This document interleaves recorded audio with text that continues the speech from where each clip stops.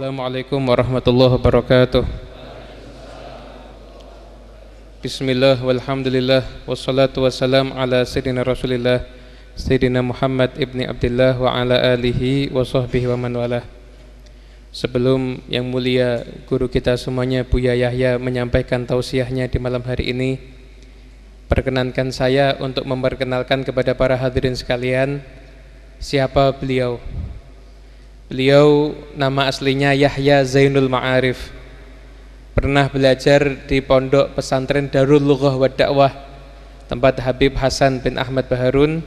Kemudian juga melanjutkan pendidikannya ada di Jamiah Al-Ahqaf, ada di Tarim.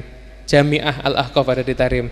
Kemudian beliau saat ini fokus berdakwah dengan lembaga pengembangan dakwah Al-Bahjah yang pusatnya ada di kota Cirebon. Insya Allah kalau Anda semuanya penggemar IT, penggemar media, pasti sudah kenal dengan beliau. Kenapa? Karena kalau lihat di YouTube, cari permasalahan yang hubungannya dengan Ahlus Sunnah wal Jamaah, insya Allah yang keluar juga tausiahnya beliau. Kalau kita mungkin cari di Google permasalahan-permasalahan yang berhubungan juga dengan Ahlus Sunnah wal Jamaah, insya Allah juga keluar nama beliau. Beliau terkenal sebagai salah seorang pejuang Ahlus Sunnah wal Jamaah yang berjuang memaksimalkan dakwahnya terutama lewat media-media dan sudah memiliki cabang radio di berbagai tempat seperti di Aceh, sebentar lagi Batam, Pulau Karimun, Bogor, Tulungagung dan tempat-tempat yang lainnya. Oleh karena itu malam hari ini kita akan mengupas satu tema, yaitu tentang Ahlus Sunnah wal Jamaah. Satu tema yang mungkin kita semuanya ngaku Ahlus Sunnah wal Jamaah, tapi beberapa hal kita masih belum mengenal apakah Ahlus Sunnah wal Jamaah dan bagaimana seseorang sudah bisa dikatakan dia berakidah yang benar dan berakidah Ahlus Sunnah wal Jamaah. Semua pemaparan insya Allah akan disampaikan oleh beliau, dan nanti ada dua sesi, ada sesi penyampaian dan juga nanti juga ada sesi tanya jawab yang akan diatur oleh moderator. Tentunya diharapkan ketika nanti mungkin ada sesi tanya jawab, yang bertanya adalah memang benar-benar orang yang ingin bertanya, bukan sekedar orang yang hanya ingin cerita atau curhat. Kita nggak mau dengarkan curhatannya orang lain di tempat ini. Kita cuma pengen dengarkan materi, atau kalau ada pertanyaan-pertanyaan yang memang penting nanti bisa untuk ditanyakan. Mungkin nggak akan berlama-lama, mari waktu dan tempat kita persilahkan kepada guru kita Buya Yahya.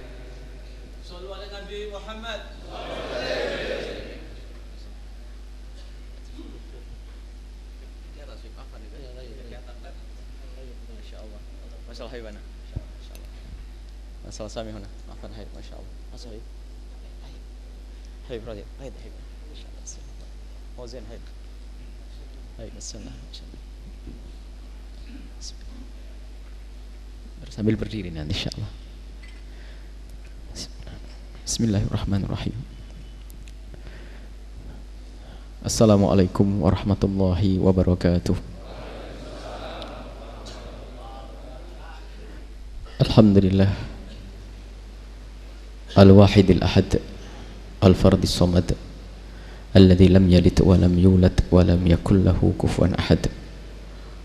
Fassalatullahi wassalamu ala habibina wa syafi'ina wa maulana sayyidina wa Muhammad imamil muwahhidin wa ala alihi wa ashabihi wa tabi'ina lahum bi ihsanin ila yaumiddin.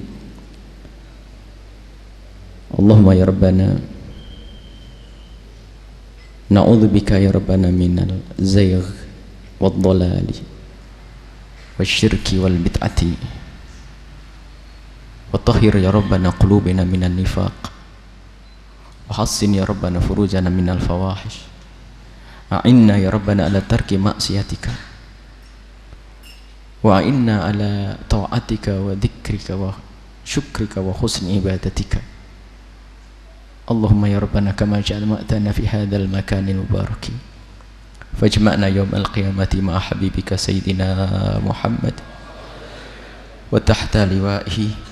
Allahumma ya Rabbana rizukna taubata qabla al-maut wa syahadata 'inda al-maut wal jannata ba'da al-maut. Amma ba'du. Yang kami cintai, yang kami muliakan, rahabaib dzurriyyah Nabi sallallahu alaihi wasallam, para alim ulama, para orang tua kami, saudara-saudari. Alhamdulillah kita bisa berkumpul di tempat ini. Mohon maaf untuk tidak menjadi tanda tanya. Kami pengennya berdiri, cuman kalau berdiri lama-lama kita ada sedikit Allah uji tidak bisa, jadi kita harus duduk. Kalau duduk dua nggak kelihatan, kita harus nyandar. Mohon maaf di kursi para habaib. Semoga Allah memberikan kesehatan semuanya, insyaallah semuanya sehat, lahir batin insyaallah. Malam ini kita bertemu dan niatkan semua kebaikan yang kita lakukan, hendaknya kita niatkan demi atau karena kita ingin kelak bertemu kembali di surga Firdaus bersama Nabi Muhammad SAW. Semua kebaikan yang dilakukan kalau bukan niat untuk itu rugi. Kalau sekedar masuk surga saja, kalau tidak melihat Nabi Muhammad akan kurang sempurna. Surga tempat kesempurnaan. Akan tapi hendaknya semua dari kita kalau melakukan kebaikan niatkan semoga dengan ini semua kita kelak bisa bersanding dengan Nabi SAW. Ada salah satu sahabat Nabi yang bernama Thauban.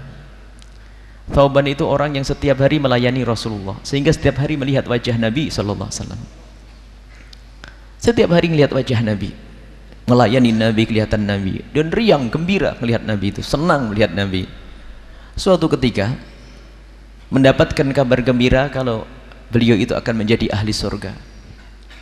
Di saat mendengar kabar gembira bakal mendapatkan menjadi ahli surga, baru tersadar kalau dia itu bakal meninggal dunia. Dipikir hidup di dunia itu sudah hidup itu seperti itu, bisa melihat Nabi seterusnya nggak mati-mati. Jadi di saat diberi kabar mau masuk surga baru sadar kalau beliau itu bakal mati, menangis, susah, gelisah sampai sakit, hingga didatangi oleh Rasulullah SAW. Ditanya, ya Thauban, kenapa engkau sakit seperti ini? Bukankah engkau sudah mendengar kalau engkau akan menjadi ahli surga? Sayyidina Thauban menjawab, ya Rasulullah, aku dengar berita itu, dan selagi yang ngomong engkau pasti itu benar. Justru karena berita itulah aku menjadi gelisah seperti ini ya Rasulullah. Aku menjadi sakit seperti ini ya Rasulullah. Kenapa? Bukankah surga tempat kenikmatan? Iya ya Rasulullah, akan tapi yang aku sadari kalau aku di dunia seperti ini setiap hari aku bisa melihat wajahmu ya Rasulullah. Akan tapi setelah aku sadar aku harus mati, kemudian aku masuk surga, aku baru sadar apakah surgaku nanti bersamamu, bersama di surgamu, sehingga aku bisa melihat wajahmu setiap saat. Yang aku khawatirkan kalau ternyata surgaku Thauban ini adalah beda dari surgamu ya Rasulullah, alangkah menyesalnya aku nanti ya Rasulullah. Sudah dapat kabar gembira masuk surga, hanya mikir nggak bisa ketemu Rasulullah saja sampai sakit ini. Inilah hendaknya dalam kebaikan-kebaikan yang kita lakukan kita niatkan untuk bisa melihat bertemu dengan Rasulullah SAW di surga Firdaus. Dan tidak mustahil tergantung hati kita, dan Nabi SAW yang paling mencintai aku, yang paling banyak salawat kepadaku. Masalah ilmu belum jaminan kalau tidak diniatkan dengan ilmunya untuk sanding dengan Nabi. Makanya sambung hati, banyak niat untuk sanding dengan Rasulullah, sanding dengan Rasulullah, sanding dengan Rasulullah. Maka dengan begitulah niat. Mungkin orang awam sekali, tapi bisa saja dicari oleh Rasulullah SAW, digandeng oleh Rasulullah, mulai dari di padang mahsyar siratal mustaqim hingga di surga bersama Nabi Muhammad SAW. Maka diniatkan perkumpulan semacam ini, apalagi ini di tempat yang mulia, masjid yang mulia, dengan para habaib, para orang mulia. Semoga ini benar-benar muqaddimah pertemuan kita. Semoga ini muqaddimah pertemuan kita kelak di surga bersama Nabi SAW. Tapi ingat, sehebat apapun niat kita, tapi kalau akidah salah menjadi tidak akan sampai kepada Allah dan Rasulnya. Dan akidah yang harus kita, malam ini kita sedikit mengupas akidah, tidak banyak-banyak, hanya kami kasih rambu-rambu saja. Akidah yang diridhoi oleh Allah, dan ini adalah pesan daripada salafun saleh, ulama dari masa ke masa, adalah akidah ahli sunnati wal jamaati yang ditandai dengan dua hal. Dikatakan likulli dinin asas, wa asasul Islam, agama Islam asasnya apa? Hubbu ahli baiti Rasulillahi wa hubbu ashabi Rasulillah. Ini rumus dua. Jangan dipisah. Yang pertama adalah cinta ahli bait Nabi SAW. Yang kedua adalah cinta kepada sahabat Nabi. Ini rumus besar. Ya, tergantung kita bagaimana selama ini dengan sahabat Nabi dan bagaimana dengan ahli bait Nabi SAW. Ahli bait Nabi dimulai dari ashabul kisah, 5 orang yang bersama Nabi yang ditutup dengan kain kisah, yaitu Sayyidina Rasulullah, Sayyidina Imam Ali, Sayyidat Fatimah Az-Zahra, Sayyidina Hasan dan Husain. Kemudian juga masuk di dalamnya ada azwajun Nabi, istri-istri Nabi. Kemudian juga daripada keturunan Nabi SAW, mulai dari Sayyidina Hasan dan Husain sampai hari ini. Ini adalah ahli bait Nabi SAW ini. Kemudian sahabat Nabi, Sayyidina Abu Bakar, Sayyidina Umar, Sayyidina Uthman, kemudian para sahabat-sahabat yang lainnya. Dan ini, makanya kalau bicara ahli sunnati wal jamaati sebetulnya sederhana, asalkan di lidah dan di hatinya sangat dekat dengan ahli bait Nabi dan sahabat Nabi, pasti dia adalah ahli sunnah wal jamaah yang benar. Selalu guru-gurunya membina bagaimana kita mencintai mereka secara benar. Sahabat Nabi sudah berlalu kisahnya, akan tapi dzurriyyah apa namanya, ahli bait Nabi sampai hari ini ada. Sahabat Nabi SAW sudah wafat. Sahabat Nabi sudah wafat, dan yang kita pegangi adalah jangan sampai setelah itu kita jauh dari mereka, mungkin dari mencaci para sahabat Nabi, mereka yang bersama Nabi SAW. Kemudian ahli bait Nabi SAW daripada keturunan Sayyidina Rasulullah SAW, dari Sayyidina Hasan dan Sayyidina sampai hari ini itu juga ahli bait Nabi SAW. Dan Nabi pernah berpesan waktu mencium Sayyidina Husain, Allahumma ini uhibbu Husaina, termasuk dalam riwayat juga Sayyidina Hasan juga, wa ahibbahuma wa ahibba dzurriyyatahuma, dan cintailah keduanya dan cintailah kedua keturunan dari keduanya. Ini juga harus kita fahami makna ini, kecintaan kepada ashab Nabi SAW, sahabat Nabi, dan kecintaan kepada ahli bait Nabi SAW. Akan tapi banyak godaan, mohon maaf, yang harus kita fahamkan, godaan, sehingga tiba-tiba kita masuk kebencian kepada sahabat Nabi SAW, tersesat kita.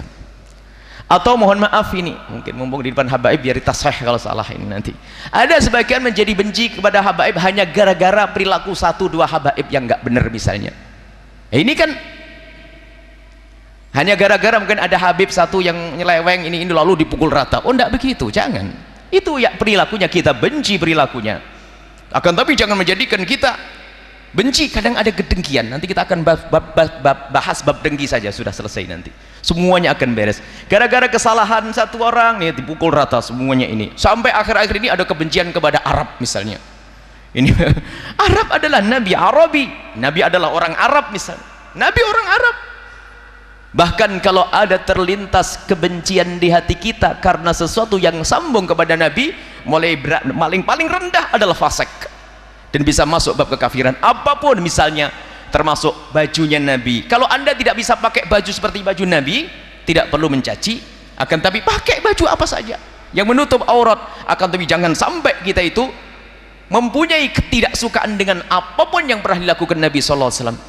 Dan ingat, semua yang sambung dengan Nabi menjadi sebaik-baiknya segala sesuatu. Cara minum, cara makan, cara berpakaian, termasuk sahabat yang paling bagus sahabatnya Nabi, dan keluarga paling bagus keluarga Nabi, keturunan paling bagus keturunan Nabi SAW. Ini dari masa ke masa. Makalah muncul dari ini secara otomatis ini, karena nurani mereka, orang kenal Rasulullah pasti mencintai sahabatnya, kenal Rasulullah mencintai Nabi pasti mencintai ahli baitnya. Maka ini menjadi satu kelompok besar secara otomatis yang selama ini kita sebut dengan ahli sunnati wal jamaati.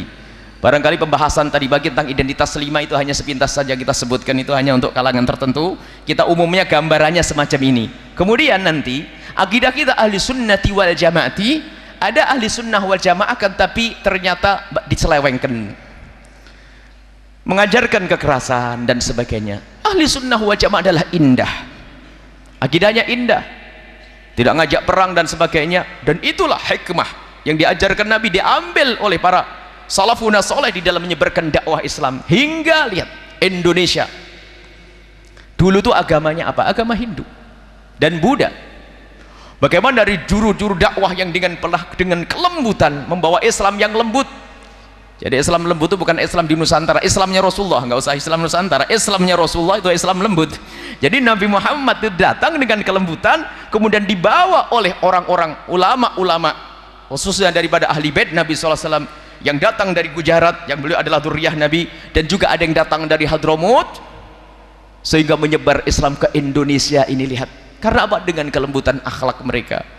Karena itulah pendidikan dari Nabi SAW, dan itu manhaj ciri khasnya ahli sunnati wal jamaati, bisa masuk ke setiap kelompok golongan tanpa membuat reaksi, tanpa membuat keributan. Indah bagaimana seorang pendatang bisa menjadi menantunya raja, seorang pendatang bisa, masya Allah, itu kelembutan akhlaknya.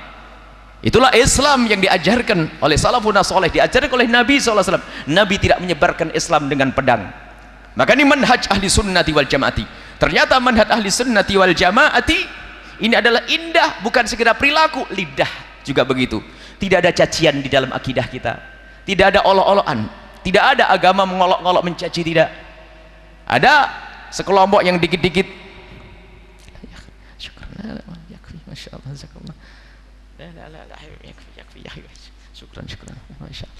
ada agama mencaci maki, mengolok-ngolok. Kadang-kadang yang dijadikan bahan olokan adalah sesuatu yang masalah khilaf, bukan begitu ajarannya. Imam Malik berbeda dengan Imam Syafi'i, tapi mereka saling menghargai. Akan tapi ada sekarang itu gara-gara satu amalan, sesaat dibilang ini sesat, kemudian apa dibilang ini syirik, kemudian dibilang ini bid'ah, dan seterusnya, sehingga masjid yang seharusnya menjadi tempat bertemunya hamba-hamba yang saling mencintai akhirnya menjadi tempat bermusuhan. Sesaat ini menghantam sini, sesaat situ menghantam situ. Bukan begitu yang diajarkan salafun saleh. Mereka datang dengan keindahan. Kemudian lihat, ditandai dengan kelembutan secara umum. Yang pertama tadi cinta ashabun Nabi dan cinta ahli bait Nabi. Kemudian setelah itu lembut, indah. Dan itu Islam dibawa oleh Wali Songo, yang mereka adalah banyak dari dzurriyyah Nabi SAW. Kemudian sampai hari ini lihat, Indonesia semuanya. Dan seharusnya kita itu melek sejarah itu. Siapa yang membawa Islam itu sampai masuk pelosok-pelosok? Orang dari yang bermacam-macam modelnya ternyata bisa terpesona dengan Islam lalu masuk Islam, sehingga menjadi mayoritas di Indonesia ini adalah jerih payahnya orang-orang yang lembut dan indah di dalam berdakwah, dan mereka adalah orang yang menyanjung sahabat Nabi dan menyanjung ahli bait Nabi SAW. Lihat, di kampung-kampung dari dulu kita sudah pernah menghafal pujian-pujian yang sangat sederhana, misalnya Abu Bakar sahabat Nabi, Umar, Uthman, Sayyidina Ali. Ini adalah manhaj. Siti Fatimah Zahra, kemudian cerita Sayyidina Hasan dan Husain, semuanya kita pernah dengar di masa kecil. Itu adalah menunjukkan bahasanya akidah kita itu ada akidah ahli sunnati wal jamaati dengan dua pilar, yaitu mencintai ahli bait Nabi dan mencintai sahabat Nabi SAW. Kemudian dakwah dengan kelembutan. Kemudian ciri-ciri selanjutnya adalah, ciri yang selanjutnya adalah misalnya biasa dengan Asy'ari. Kita ahli sunnah wal jamaah Asy'ariyah. Mohon dihafal semuanya oleh semua, bahwasanya kita itu tidak cukup mengatakan ahli sunnati wal jamaati, akan tapi harus dilanjutkan dengan ahli sunnati wal jamaati Asy'ariyah. Asy'ari atau Asy'ariyah, jamaknya Asy'airah. Maksudnya apa? Kita itu mengikuti Imam Abul Hasan Al-Asy'ari, yang beliau itu hidup pada masa fitnah besar, sehingga dipangkas itu benalu-benalu akidah yang sesat itu dipangkas oleh Abul Hasan Asy'ari, sehingga waktu itu Islam yang bercampur dengan ini itu dibersihkan lagi oleh Imam Abul Hasan Asy'ari, sehingga kembali kepada akidah salafun saleh. Itulah akidah Asy'ariyah. Jadi akidahnya Abul Hasan Al-Asy'ari itu sama dengan akidahnya para sahabat Nabi SAW. Akan tapi setelah zaman para sahabat Nabi, kemudian setelah zamannya Imam Ali bin Abi Thalib, setelah zamannya Imam Hasan, Imam Husain, kemudian dan seterusnya, itu akan terjadi fitnah. Itu terjadi fitnah yang sangat besar, permusuhan, dan musuh-musuh Allah dari luar Islam menyusupkan pemikiran-pemikiran dan akidah-akidah. Dan setelah itu apa? Perlu untuk dibersihkan, dan termasuk imam besar yang membersihkan akidah itu adalah Imam Abul Hasan Al-Asy'ari, dan ada lagi Abu Mansur Al-Maturidi, dan juga ada lagi satu Abu Ja'far At-Tahawi. Ini adalah orang-orang besar. Dan setelah itu ulama-ulama setelahnya mengikuti ini. Dan ulama dulu itu enak, tawadhu, nggak usah capek-capek. Kalau sudah ada orang mencetuskan, ya sudah, dan itu kebenaran diikuti. Nggak usah mengaku saya mendatangkan hal yang baru, seperti orang akhir zaman ini seolah-olah mengaku mujtahid, seolah ngaku ini, bikin heboh saja. Tapi lihat, saya mengikuti Abul Hasan Asy'ari, padahal orang besar seperti Imam Ghazali rahimahullah. Siapa Imam Ghazali? Dari falsafahnya, beliau jago falsafah. Yang memangkas falsafah kafir adalah Imam Ghazali rahimahullah. Kecerdasannya semua orang tahu. Akan tapi beliau dengan ketawaduannya mengatakan, saya adalah ikut Imam Syafi'i, dan saya adalah mengikuti Imam Abul Hasan Al-Asy'ari. Tawadhu. Karena apa? Kebenaran sudah tidak usah macam-macam. Kalau sudah benar, tinggal diikuti. Baik, ini adalah manhaj kita di dalam akidah Asy'ari. Dan manhaj Asy'ari ahli sunnah wal jamaah, kalau orang hanya mengatakan ahli sunnah wal jamaah saja, mohon jika tidak ditambah dengan Asy'ari atau Maturidi, ini biasanya mencurigakan itu, tidak tahu dari sama mana manhajnya ini. Khawatir nanti adalah ahli sunnah wal jamaah yang palsu, yang tidak serius, hanya pakai nama-nama saja, ternyata pada hakikatnya tidak. Lihat manhajnya ahli sunnah wal jamaah Asy'ariyah. Kenapa harus Asy'ari atau Maturidi? Karena waktu itu zaman adanya fitnah Mu'tazilah, ada Qadariyah, Jabariyah, itu adalah telah dibersihkan oleh Imam Abul Hasan Asy'ari, sehingga diikuti oleh ulama-ulama setelahnya. Dan ditandai ini orang awam seperti kita ini, biar mudah barangkali kita ingin mengajar juga ke orang awam, ditandai dengan biasanya menghafal sifat 20. Nah, kalau sudah sifat 20 mau dihilangkan dari sebuah sekolahan, hati-hati, biasanya situ ada pencemaran akidah. Sifat 20 adalah dengan sifat wajib Allah itu banyak, sebanyak kemuliaan yang pantas dinisbatkan kepada Allah itu sifat Allah, nggak ada batasnya sifat Allah. Akan tapi sifat 20 dibahas oleh para ulama, khususnya ulama Asy'ariyah, karena di dalam sifat 20 itu terjadi perdebatan yang banyak, sehingga perlu dijelaskan secara khusus, sehingga menjadi akidah sifat 20 yang selama ini kita hafal. Barangkali yang sudah lupa atau sudah mulai disuruh ninggalkan oleh sebagian orang, perlu kita menghafal sebentar saja. Allah wujud kita bako, alhamdulillah masih selamat. Mukhalafatu lil hawadith qiyamuhu binafsihi wahdaniyah qudrah iradah ilmu hayat sama basar kalam qadiran muridan aliman hayan sami'an basiran muttaqan. Alhamdulillah selamat insyaallah. Nah, ini sifat itu wajib kita yakini dari 20 ini. Yang mengingkari sifat 20 jelas keluar dari iman. Allah wujud harus ada. Yang mengatakan Allah tidak ada kafir. Allah dahulu, kalau mengatakan Allah tidak dahulu berarti Allah ada yang menciptakan, kafir. Mukhalafatul hawadits, Allah tidak serupa dengan apapun yang kita saksikan, yang kita dengar dari makhluk-makhluk Allah. Allah mukhalafatul hawadits atau laisa kamitsyi syai'. Kayak mengatakan Allah serupa dengan makhluknya, kafir. Terus wahdaniyat, Allah maha tunggal, yang mengatakan Allah berbilang, kafir, dan seterusnya. Siapa yang berani mengingkari sifat 20 ini? Ada sekarang upaya untuk menghilangkan sifat 20 dari sekolah-sekolah. Katanya ini adalah bid'ah dan sebagainya. Bid'ah dari sisi apa? Lihat maknanya. Siapa yang berani mengingkari ini semuanya? Mengingkari dari sifat 20. Misalnya qidam. Dari mana ada sifat qidam? Ada dalam dialog mantek. Kita tidak usah bicara tentang mantek. Qidam itu maknanya dahulu, diambil makna. Kalau kenapa tidak pakai awal? Awal. Kenapa para ulama kita mutakalimin tidak pakai istilah al-awwal, awwal wal akhiru? Di dalam Al-Qur'an ada huwal awwalu. Kenapa kok pakai qidam? Kita ini tidak ngerti maksud mereka. Maksud mereka karena apa? Masalah dahulunya Allah ini dibahas oleh kaum falasifah dengan istilah qidam, biar langsung orang falsafah itu ngerti. Karena orang falasifah itu, ahli falsafah itu mengatakan alam itu qidam, alam itu dahulu. Jadi mengambil makna ini biar ngeh, adapun maksudnya adalah al-awwal. Jadi bagaimana mereka kaum falasifah itu dihancurkan oleh para filosof-filosof muslim itu dengan istilah-istilah mereka, agar mereka cepat sadar dan faham dan ada maksud. Bukan pengen merubah Al-Quran, bukan. Kita tidak ngerti sejarahnya bagaimana Abul Hasan Al-Asy'ari, beliau berdialog dengan orang-orang Mu'tazilah, dengan orang-orang ahli falsafah. Imam Ghazali berdialog dengan ahli falsafah yang kafir, menggunakan istilah mereka, kemudian ditetapkan. Karena apa? Orang tersesat di dalam pengakuannya bahwasanya Tuhan Maha Dahulu itu adalah bab masalah qidamul alam. Alam itu dianggap dahulu. Alam itu dianggap dahulu. Padahal yang qidam itu yang dahulu hanya Allah. Ini mohon maaf, ini agak berat sedikit.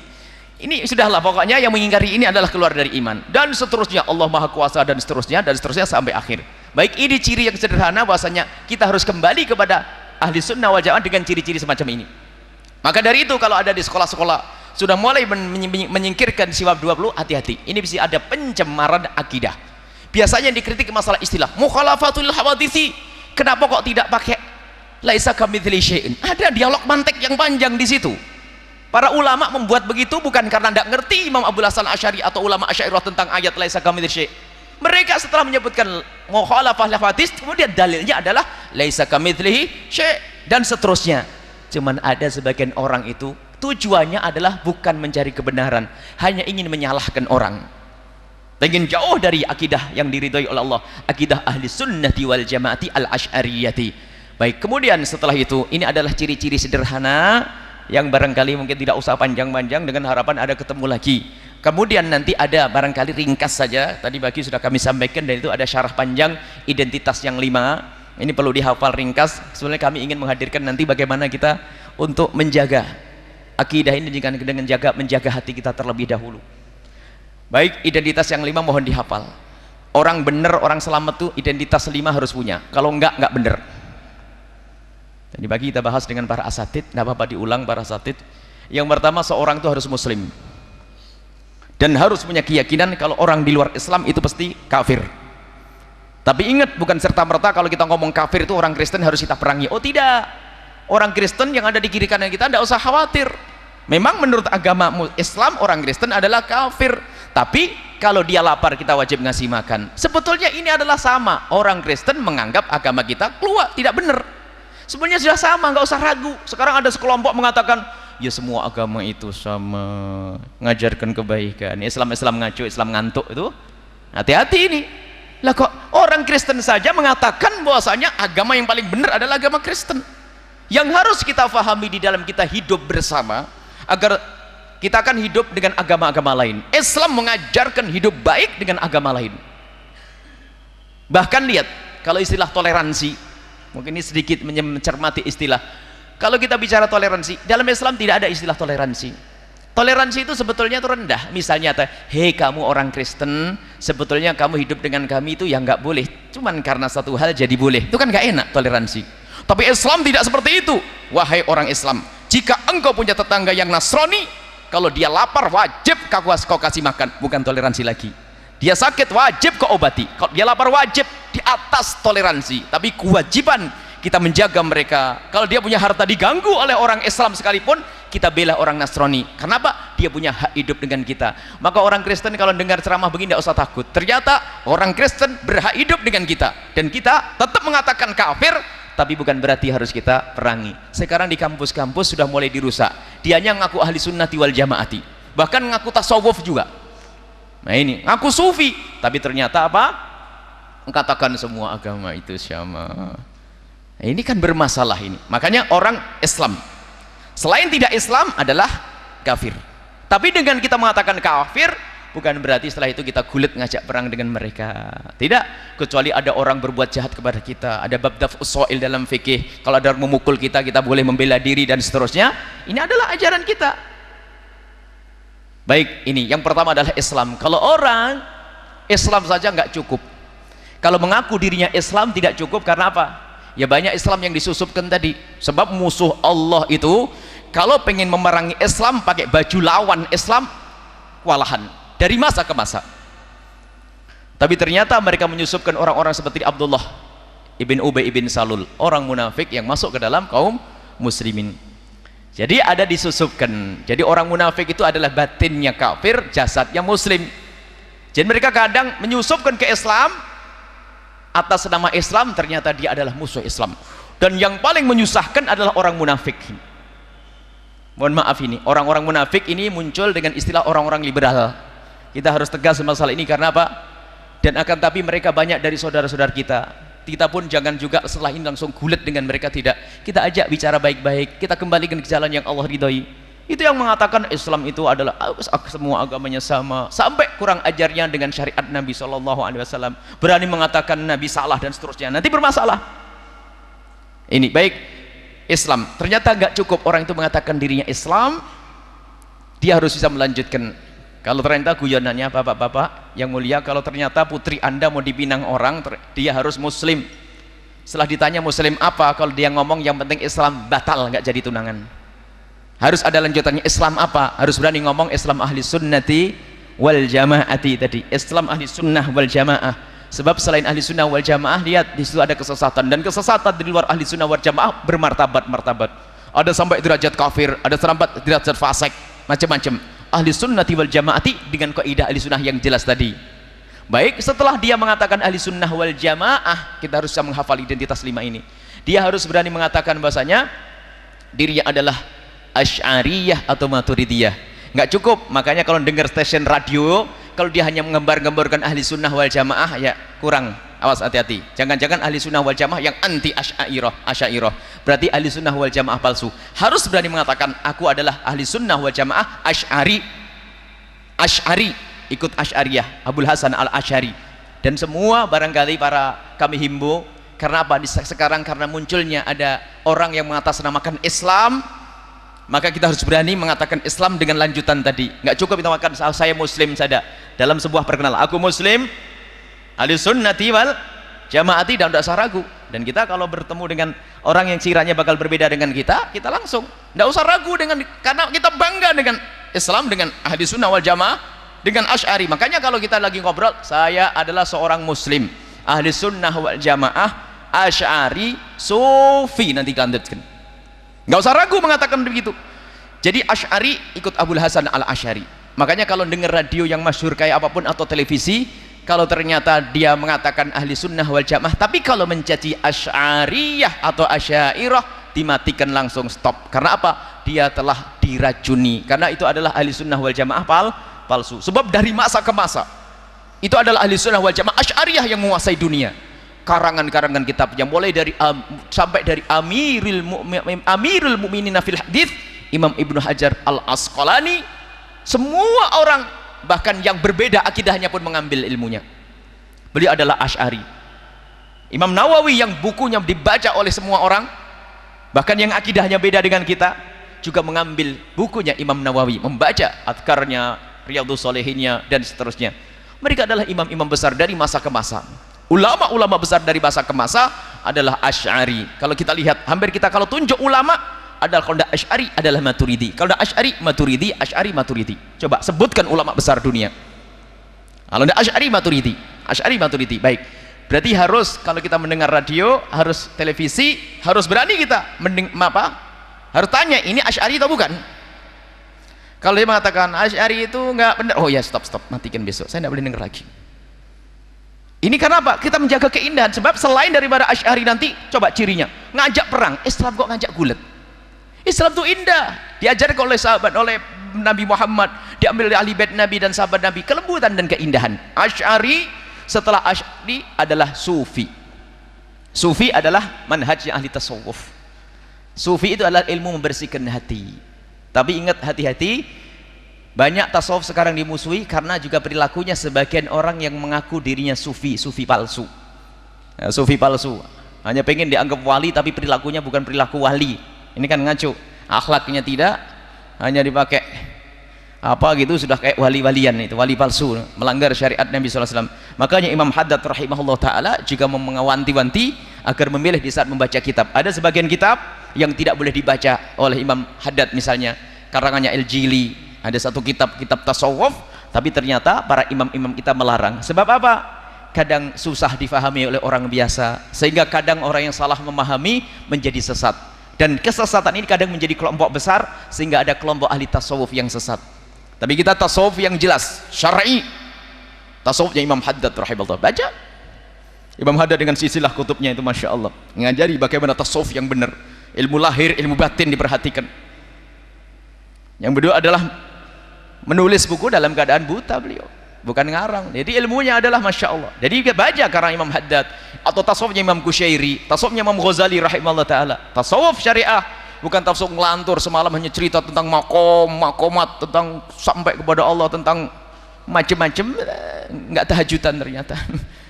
Bukan itu. Tapi ingat, tasawuf yang sesungguhnya ini adalah yang manhaj yang diambil para guru-guru mulia, adalah manhaj yang jelas, bukan tasawuf yang aneh-aneh. Makanya dalam bertorekoh pun hati-hati. Torekoh bener, apakah torekoh Alawiyah, Naqsyabandiyah, Qadiriyah, Tijaniyah, itu bener, cuman di situ ada penyelewengannya. Kadang jadi murid saja tidak pantas, apalagi jadi guru torekoh. Ini problem juga di situ. Itu yang merusak, yang mencoreng wajah tasawuf. Seperti yang merusak Islam itu juga sebagian orang yang mengaku dirinya Islam. Sama merusak tasawuf, padahal tasawuf itu apa? Ilmu membersihkan hati. Lihat bagaimana, lihat buku-bukunya Imam Haddad, Imam Kusyairi. Ilmu membersihkan hati. Baik kepada Allah nggak cukup, baik kepada manusia. Jangan prasangka buruk, jangan menggunjing, jangan dendam, jangan dengki. Itu tasawuf. Siapa yang mengingkari tasawuf itu? Nah sekarang ada gerakan anti tasawuf, hati-hati. Loh, maksudnya yang diperangi tasawufnya. Kalau tasawuf yang nyeleweng tadi, kita pun memerangi. Tapi harus yang kita perangi tasawuf nyeleweng, jangan tasawuf tok. Kalau memerangi tasawuf, pohon tasawuf itu adalah benar, hak. Tasawuf itu seperti pohon besar, itu benar, ada benalunya. Yang dipangkas benalunya, jangan pohon tasawufnya. Maka kami tetap menghimbau untuk menggunakan istilah tasawuf. Istilah sufi, tasawuf tetap kita pakai. Ada sebagian merubah dengan istilah tathhirul qulub, tazkiyatun nufus, bukan dilarang dengan istilah itu. Akan tapi kenapa pakai istilah tasawuf? Karena imam-imam besar kita, mulai dari imam besar, Imam Haddad, imam ini dan seterusnya, Imam Ghazali pakai istilah tasawuf dari masa ke masa agar orang itu biasa akrab kembali dengan istilah tasawuf. Kalau ada penyelewengan dalam dunia tasawuf, ya penyelewengan itulah yang harus kita pangkas, bukan tasawufnya. Sufi. Yang keempat adalah tasawuf, yang kelima adalah bermadhab. Bermadhab itu adalah tawadhu. Bermadhab itu sederhananya ngikut ulama. Lah kalau bapak-bapak tiba-tiba mau sholat saja langsung suruh ngambil kitab Al-Quran sama kitab Bukhari Muslim, kayaknya sampai dikubur belum bisa sholat ya. Makanya paling enak gimana, saya pengen belajar sholat Kiai atau Habib, pengen belajar sholat Bib, ya sudah kamu ngambil air wudhu, caranya gini niatnya, saya niat wudhu, basuh muka 1, 2, 3, tangan dan sebagainya, selesai, kemudian sholat. Dia tidak ngerti madhab. Alhamdulillah madhabalahu, madhabnya adalah yang ngajari. Lah ngajari nanti Habibnya tadi ngajari dari mana kiainya? Dari madhab Imam Syafi'i. Maka kita adalah ikut madhab Syafi'i. Atau madhab Malik, atau madhab Abu Hanifah, madhab Imam Ahmad ibn Hanbal. Bermadhab itu menunjukkan ketawaduan. Taklid bukan bid'ah. Taklid itu maknanya ngikut para ulama. Kalau orang semuanya suruh ijtihad, kayaknya bakal nggak sholat semuanya. Wong ada yang baca Quran saja belum bisa, suruh ijtihad. Dan taklid itu dari masa ke masa, nggak ada yang ingkar tentang taklid. Imam Nawawi yang makomnya seperti itu, alimnya seperti itu, beliau tidak berani mengatakan dirinya adalah mujtahid. Tidak berani mengatakan dia mujtahid. Imam Suyuti yang mempunyai segala ilmu, lahir ilmu batin misalnya ibaratnya, ilmu tasawufnya dahsyat, sampai ilmu matematikanya hebat. Ilmunya, waktu beliau ingin mengatakan dirinya sebagai seorang mujtahid, ternyata dikeroyok oleh orang. Akhirnya beliau harus kembali kepada posisi semula, mengikut Imam Syafi'i radhiyallahu taala anhu. Dan ada ulama-ulama besar pada zaman-zaman berikutnya, ulama besar, akan tapi ketawaduan mereka tetap bermadhab. Dan bermadhab adalah hak, bukan sebuah kesalahan. Maka nanti di majalah-majalah, di televisi-televisi, kalau sudah ada orang mulai berani memerangi bermadhab, itu artinya menjauhkan umat dari ulama. Jangan dekat-dekat, jangan diputar lagi televisi itu, karena membahayakan Anda menjadi susah nanti cari ilmu. Sementara kalau bermadhab itu ulama dengan hujahnya. Cuman kita membaca kitab fikih nggak pakai hujah, karena sudah disiapkan ini bab furudul wudhu sittatun, selesai. Jangan sampai coba furudul wudhu sittatun, fardunya wudhu ada 6. Insya Allah yang hafal dalilnya cuma berapa orang tok. Tapi ulama ngajari begitu, nggak usah pakai dalil. Sebab kalau orang awam suruh ngapali dalilnya, kayaknya nggak jadi sholat. Ya ayyuhalladzina amanu idza qumtum ila sholati faghsilu wujuhakum. Tidak hafal Ustaz, dan tidak sholat nanti. Cuman dalilnya juga ada, ulama punya. Cuman yang penting segera mengamalkan ilmu, nggak pakai dalil. Bukan karena tidak punya dalil, dalilnya disimpan, dalilnya hanya untuk para ulama. Orang awam yang penting bisa melakukannya, selesai. Mau puasa Muharram saja langsung cari dalilnya, bisa nggak puasa? Aduh, nggak ketemu dalilnya, nggak jadi puasa. Jadi kemudahan ikut para ulama itu artinya ikut imam. Ulama dari guru sampai imam mujtahid. Baik, kemudian bermadhab itu ya, insya Allah 5 ini identitas ringan. Kami akan masuk bab selanjutnya. Dan ini jadi ingat, ahli sunnati wal jamaati. Orang tidak cukup dirinya muslim, harus ahli sunnah wal jamaah, harus asy'ariyah atau maturidiyah, kemudian sufiyah. Bermadhab itu ringan, yang tadi bagi kita bahas masalah ini. Kemudian selanjutnya, bagaimana kita menyikapi perbedaan. Sekarang kan banyak masjid dimasuki orang-orang yang keluar daripada 5 poin ini. Maka ketahuilah, Yang perlu kita tata sekarang hati kita dulu. Jangan menanam kebencian kepada siapapun. Apalagi kalau kesalahan orang karena akhlaknya, apalagi kesalahan urusan akidah. Kita harus memandang mereka dengan pandangan kasih sayang dan cinta. Tidak boleh kita berubah memandang mereka dengan kebencian. Syahna nanti, permusuhan karena bencinya hati. Kalau kita membenci seseorang adalah bencilah pekerjaannya. Kalau benci kekafirannya atau benci kefasikannya. Termasuk tadi kita citakan, kalau mungkin ada dzurriyyah Nabi SAW, cucunya Nabi melakukan kesalahan, awas hati-hati jangan membenci zatnya. Karena zatnya sambung dengan Nabi SAW. Akan tapi benci pekerjaannya, kalau ternyata dia kembali ke jalan yang benar, akan kita peluk lebih dari yang lainnya. Begitu juga saudara kita yang aslinya tetangga kita, kemarin sholat dengan kita, ibadah kayak dengan kita, nah kok tiba-tiba hanya keluar kota sebentar saja kok balik, kok berbeda, ini bagaimana? Jangan kita langsung mencaci maki, mengolok dan bagaimana. Akan tapi yuk kita dekati yang baik, karena mereka orang awam, kita antarkan ke kiai dan ustadz para habaib untuk menjelaskan pelan-pelan. Pokoknya jangan kita biasa dengan istilah kebencian, paling tidak kita doakan, tegas nanti ada waktunya, tapi mulai dari ini dulu. Mulai dari ini dulu indah. Maka dari itu lihat, mereka ada akidah yang sesat tuh nganamkan kebencian. Benci dengan ini, mulai dari benci sampai nanti benci, ada benci habaib, benci orang pakai jubah, benci macam-macam, sampai benci amalan-amalan. Orang-orangnya bukan amalannya tok. Jadi kalau sudah orang maulidan atau apa langsung dibenci. Ini benci dat jadi bermasalah. Akan tapi ketahuilah, kita hendaknya lapang hati, bersihkan hati dari kebencian kepada siapapun. Kita lanjutkan tadi masalah sepintas tentang akidah ahli sunnati wal jamaati.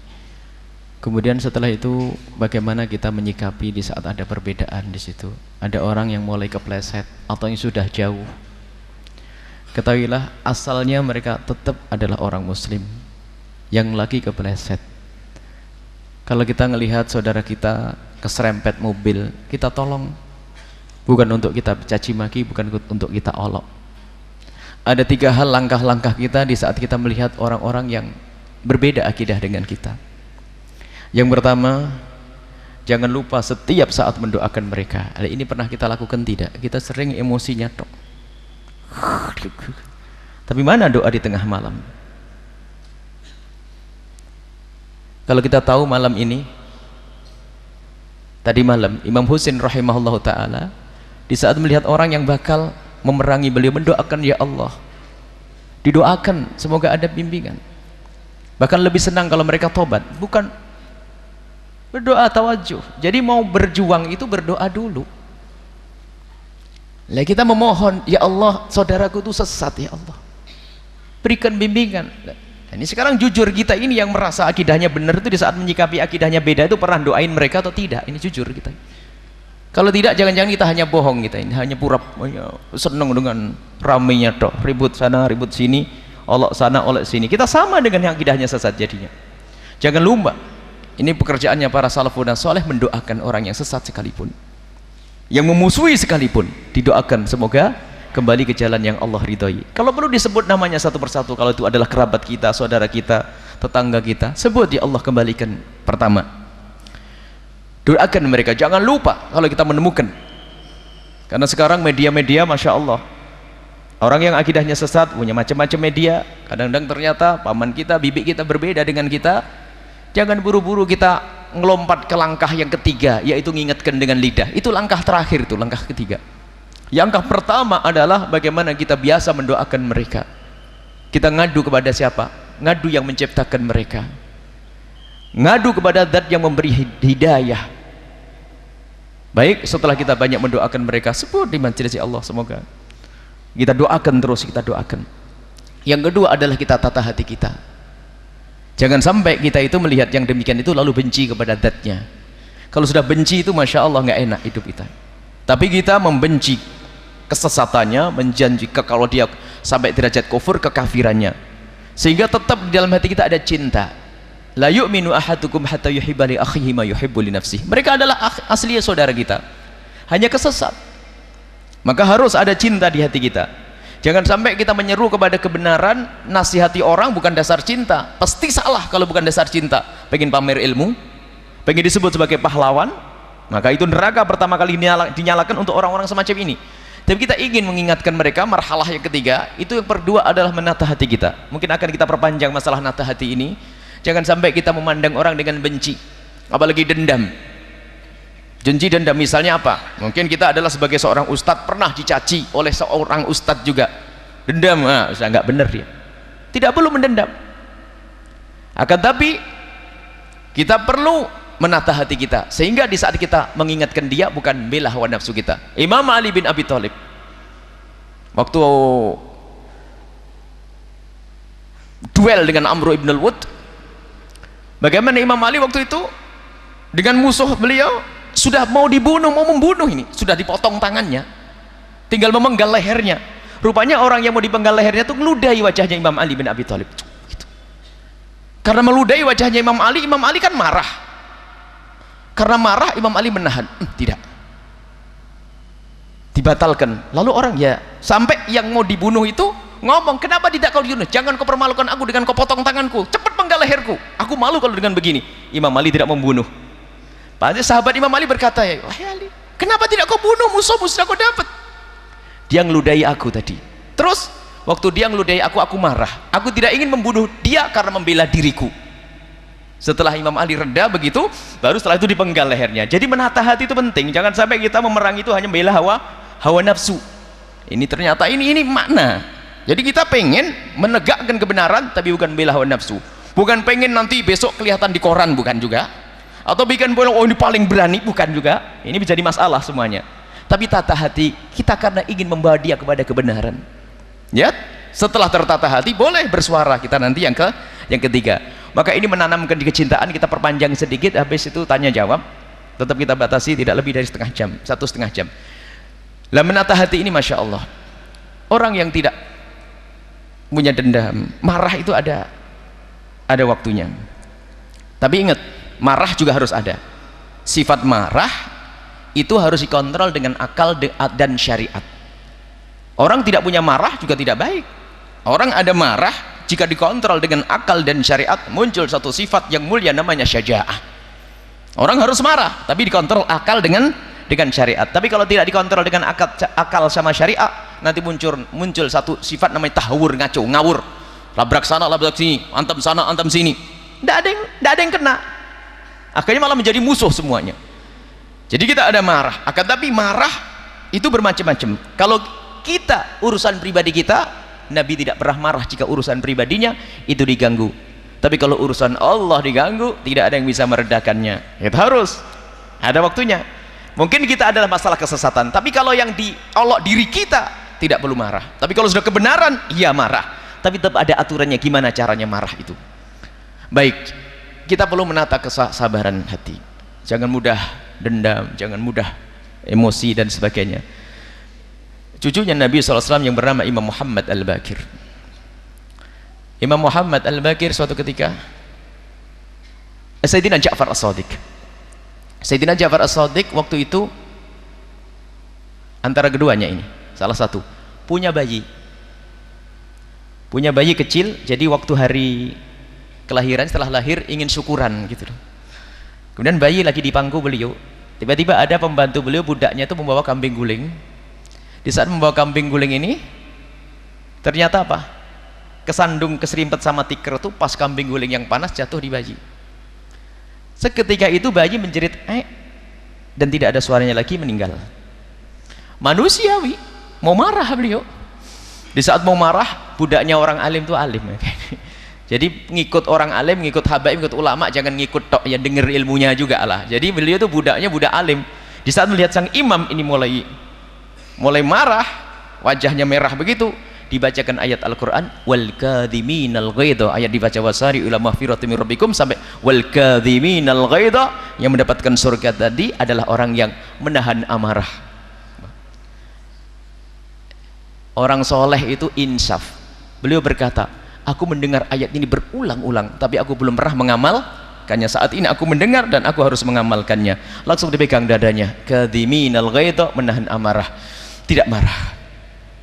Allah. Setelah itu apa? Dilanjutkan lagi sama budaknya tadi, wal afina anin nas. Sebab kalau cuma menahan marah bisa meledak esok hari ini. Ditahan. Wal afina aninas, dilanjutkan imam yang ahli surga tadi memaafkan imam. Ya wahai budakku, engkau aku maafkan. Yang ketiga ditambah, wallahu yuhibbul muhsinin, Allah senang dengan orang yang berbuat baik. Dilanjutkan ayatnya, apa kata Imam Muhammad? Engkau aku merdekakan dan diberi bekal untuk hidup mandiri. Masya Allah. Kita itu jangan mudah emosi. Itu kan orang zaman dulu, dipikir orang zaman sekarang nggak ada. Ada. Habib Abdul Qadir bin Ahmad As-Segaf punya kisah, dikisahkan oleh Habib Ali Al-Jufri. Ada kisahnya begini, kita tuh menahan amarah, jangan mudah emosi lah, kita aja. Habib Abdul Qadir bin Ahmad itu ceritanya mampir ke jamaahnya. Bagaimana didatangi seorang besar, senengnya kayak apa? Kita datang, farhan, disambut, asimak. Saking senengnya diantarkan keluar dari rumah waktu pamitan. Habib Abdul Qadir digiringi sampai ke mobil, sama tuan rumahnya ditutupkan mobil, jegrek gitu, itu. Masih diajak ngomong, Habib nanti jangan sini lagi, Beb ya. Iya. Nyenangkan Habib Abdul Qadir bin Ahmad. Setelah selesai ngomongnya, tuan rumahnya cukup ngomong, pamitan, assalamualaikum, berjalan. Setelah beberapa ratus meter, bilang, ya sawak wahai sopir, berhentilah sebentar. Kenapa ya Habib? Tanganku kecepit pintu mobil. Allah. Ya Habib, kenapa tidak ngomong mulai tadi? Kalau aku mengatakan dan dia tahu aku kecepit, dia bakal menyesal seumur hidup. Allah, orang zaman sekarang ya, kita itu salah sedikit aja, habis ini. Ya, itu kutub kayak gitu kan. Kita ini model. Cobalah kita kadang-kadang kita sering ngumbar emosi, kesombongan yang kita besar-besarkan. Salah sedikit. Baik. Ini adalah contoh bagaimana menata hati. Itu loh sufi yang sesungguhnya. Kita bukan hanya ngaku-ngaku sufi, sholawatan la ilaha illallah muter begitu, bukan. Tapi ini hati. Dan juga kita dengan siapapun, lihat. Imam Ali, lihat, waktu dibunuh oleh orang Khawarij, waktu yang di sekitarnya marah, akan aku cincang mereka. Imam Ali, jangan kau cincang dia. Kalau harus kisas, biasa saja kisasnya, dilarang. Enggak ada dendam ini. Makanya permasalahan kita ini adalah di kita, di akidah yang benar pun kadang itu enggak bisa meredam emosi, dendam, sehingga berantakan semuanya, nggak bisa menyelesaikan masalah, sehingga tambah panas, tambah keruh, akhirnya gulet semuanya, berantem. Baik, sekarang kita tata hati kita ini. Coba kalau kita melihat saudara kita yang sesat, jangan dendam kepada siapa. Mungkin dia melakukan kesalahan dengan kita, bukan urusan akidah saja. Kalau akidah paling penting, mungkin urusan dengan sesama karena hal-hal sepele, atau bahkan mungkin hal yang berat. Intinya kalau ada orang berbuat salah kepada kita, jangan sampai ada dendam di hati kita. Dan jangan mengatakan saya tidak punya dendam, sudah jadi malaikat. Nah, kita masih punya marah, dendam. Tapi lihat, kelebihan kita adalah di saat kita ada emosi, marah, ada mau dendam, kita perangi, maka itu menjadi mulia.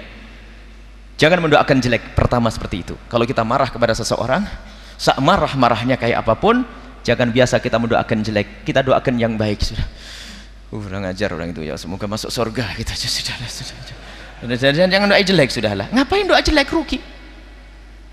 Mungkin kita saking kurang ajar dia, mungkin ngambil duit kita, ngambil ini, bohong. Mungkin kita ngelihat mukanya enggak. Kalau mungkin marah, ya Allah, semoga dia tetap masuk surga ya Allah. Surga kan banyak Allah, surga tingkat yang beda, pokoknya enggak melihat dia saya Allah. Sudah gitu aja. Surga kan banyak itu. Ada orang dendam kok dituruti, sampai mau mati tak tuntut.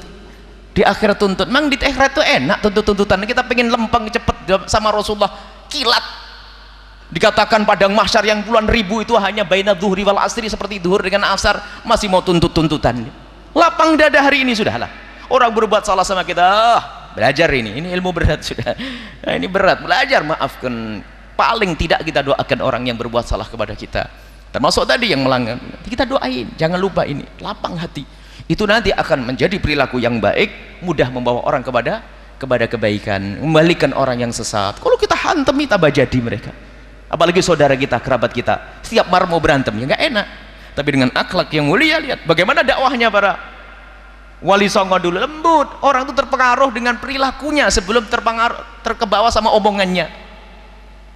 Ini kadang-kadang kita kebawa dengan macam-macam model, ya. Baik, ini adalah hati yang perlu ditata. Caranya adalah mendoakan. Pastikan kita mendoakan orang yang pernah melakukan kesalahan dengan kita.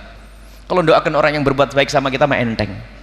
Tapi orang yang pernah melakukan kesalahan dengan kita, bagaimana kita doakan? Atau orang yang berbeda dengan kita akidahnya, kita paling sering doain anak kita, istri kita, itu saja. Doakan orang yang bermasalah, akidahnya sesat dan sebagainya, doakan. Dan jujur, ini mungkin yang paling jarang kita lakukan. Jujur aja sudah. Kadang kita keburu marah, setiap hari gunjing ngomongin dia tuh udah habis setiap hari ngomongin, tidak ada kemajuan kita, hati kita tidak tambah bersih. Coba menengadah di tengah malam, mungkin dengan itulah kita yakin Allah Maha Kuasa rubah.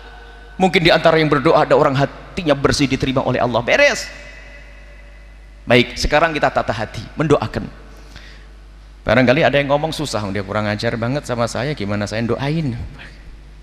Mungkin ada yang ngomong begitu, duit saya diambil, dia diolok, abah saya diolok, dicaci. Baik, biar abah kita dicaci, doain, baik, apa salahnya?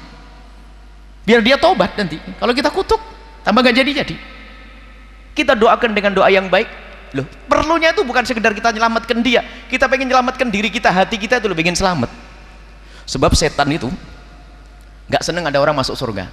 Contoh, dua kakak beradik, kakaknya ngerebut waris adiknya, kakaknya yang ngerebut waris masuk neraka gara-gara dolim ngerebut duit atau harta adiknya, masuk neraka karena dolim.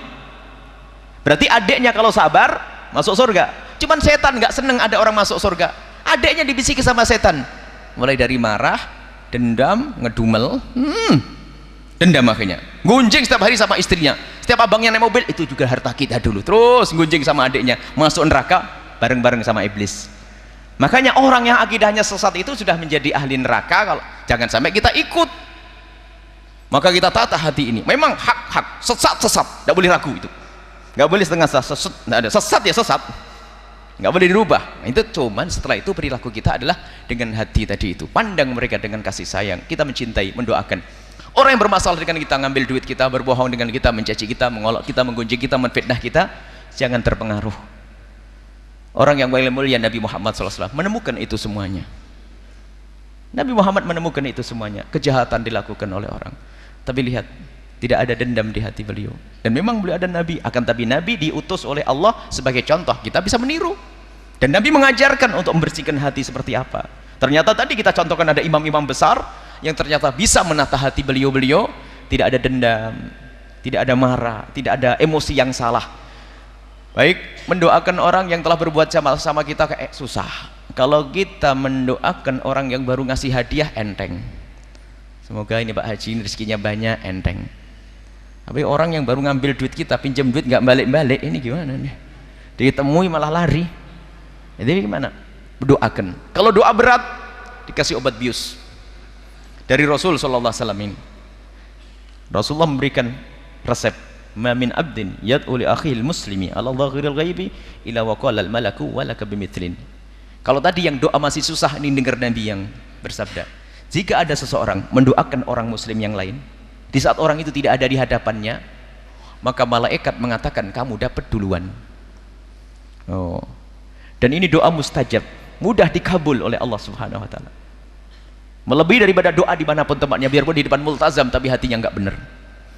Tapi mendoakan, kalau kita pengen dikabul oleh Allah, doa kita cari orang yang paling kurang ajar sama kita itu.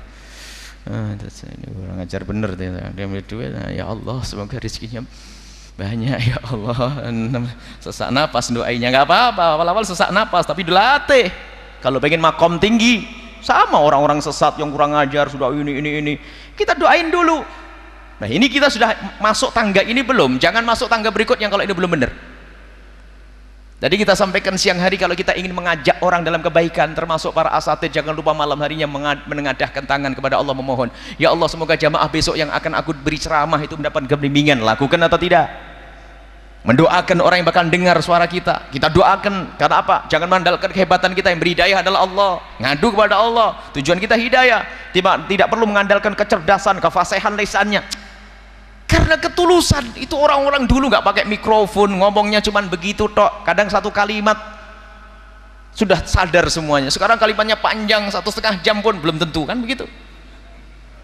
Semoga dapat hidayah semuanya. Kita semuanya hari ini ada orang dulu tuh tulus. Coba kalau lihat dari para habaib yang dulu-dulu, para asatid itu ceramahnya gitu-gitu tok, nggak pakai mikrofon gede-gede itu. Kadang-kadang kita mikrofon nggak jelas aja komplain loh kita ini. Kalau sudah pengajian nggak jelas, gimana ini? Karena memang kita Bukan seperti beliau tuh dia Syekh Abdul Qadir Jailani Al-Hasani, beliau menyampaikan ceramah 20.000 orang nggak pakai mikrofon. Wah, ini ceritanya beda ini. Kita ini harus pakai mikrofon yang 4.000 watt, 40.000 watt. Baik, coba seperti itu. Jadi jangan sampai kita melangkah berikutnya kalau langkah ini belum takut kita tersesat juga. Biasakan mendoakan, kalau kita pengen ingatkan orang, esok hari saya akan datang ke rumahnya si fulan, dia melakukan kesalahan, saya akan ingatkan. Malam hari kita menengadahkan tangan, sholat 2 hajat 2 rakaat, ya Allah besok saya akan ke sana, berikan bimbingan dan petunjuk, menunjukkan ketulusan. Dan itu yang menjadikan kita ini diterima oleh Allah amal kita. Khawatir kita itu mengingatkan orang karena kesombongan, pengen dilihat lebih hebat, apalagi masuk dunia debat dan sebagainya. Itu adalah kata Imam Ghazali, dunia sesat, dunia debat. Tapi ternyata dengan kelembutan hati itu menggugah, orang mudah kembali ke jalan yang Allah ridhai. Baru setelah tadi hati ini benar, kita mendoakan. Dan ingat, kalau kita mendoakan orang lain di saat orang tidak ada di hadapan kita, yang pertama adalah apa? Akan dikabul untuk kita duluan. Kalau kita marah sama orang langsung doain, dia telah kurang ajar, ya Allah berikan rezeki yang banyak, kita dapat duit, dapat rezeki. Hakikat itu. Makanya kalau pengen doa dikabul, cari begitu udah, bersihkan hati. Orang-orang yang kita baca, tulis yang kurang ajar sama kita, doain. Untung besok ditambung dengan hadiah secara langsung. Imam Muhammad Al-Bakir kasih hadiah. Orang kurang ajar sama saya ini, Allah kasih duit. Wah, hebat betul tuh, dijamin hilang penyakit bencinya itu kalau kita beri hadiah sama seseorang. Tahadu tahabu. Baik, kemudian setelah kita mendoakan, bersih hati yang kedua. Di samping akan dikabul untuk kita, akan bersih hati kita. Dan ini yang harus kita hadirkan di dalam kita ingin melangkah langkah yang ketiga. Apakah kita ngingetkan dia langsung datang ke rumahnya atau ingin bagaimana? Ini baru setelah langkah 2 langkah ini sudah kita lalui. Kalau tidak, khawatir kita terjerumus. Karena Masya Allah sekarang penyusupan kita ada di mana-mana. Kita tidak ingin menyelesaikan masalah ini dengan cara yang salah, sehingga lembut indah, tetap bisa berdagang bersama, tapi jualan bersama. Ternyata akhlak kita cuma baik, mudah tertarik kembali kepada jalan yang Allah ridhai. Mungkin ini saja ya sebagai upaya untuk menyelesaikan permasalahan ini. Sudahlah, kalau sudah begitu insya Allah indah. Jangan sampai kita ribut terus dengan tidak jelas. Tapi nanti pada akhirnya ada marhalah yang terakhir nanti, kapan misalnya kekerasan itu dilaksanakan, kita belum mendesak sampai di situ. Karena apa? Yang pertama kedua belum pernah kita lakukan kok. Mau bicara itu lanjutan nanti. Kalau kita sudah selama ini yang pertama kedua, baru yang ketiga, baru nanti kita akan bicara selanjutnya, dimusyawarahkan bareng-bareng. Jangan sampai kita brutal, karena brutal tidak menggugah hati. Sementara keyakinan, keimanan tidak bisa dipaksakan, akan tapi dengan kelembutan hati, dari hati ke hati, makan sampai orang kepada kebenaran. Ini saja insya Allah. Semoga Allah menjaga kita semua, iman kita semua. Yang ada tergelincir kepleset, dan mungkin ada yang hadir di tempat ini pasti itu dipilih oleh Allah, itu akan menjadi orang yang selamat juga. Nah, insya Allah. Mungkin ada yang berbeda di sini, yang akidahnya beda dengan kita, tapi bisa datang ke tempat ini. Siapa yang memasukkan ke sini? Allah. Siapa yang menjadikan mereka dengar ini? Allah. Siapa yang nyuruh kita ngomong kayak begini juga? Allah. Semoga ini adalah pertemuan yang diridhoi oleh Allah, mukaddimah pertemuan kita kelak di surga bersama Nabi Muhammad SAW. Ini saja mungkin, tanya jawab mungkin dibatasi ya sampai jam, kalau jam 8 jadi hampir 2 jam, nanti 1 jam. Baiklah, 1/4 jam atau 20 menit lah insya Allah. Baik, fadhalu. Hadirin yang dirahmati Allah, ini ada sesi tanya jawab. Saya mohon maaf nanti kalau bisa pertanyaannya disingkat saja. Jadi jangan makan waktu ya, kesian waktunya Buya. Kemudian berapa orang kira-kira? 3 orang ya, 3 orang saja. Dan kalau bisa yang bertanya itu jangan yang sudah rutin di sini. Kalau di sini banyak yang hadir, jadi silahkan. Monggo. Bagi petugas mungkin bisa bagikan ini mic-nya ya. Berdiri kalau yang mau bertanya. Ini ada pertanyaan dari pemirsa juga. Ya, berdiri, Mas.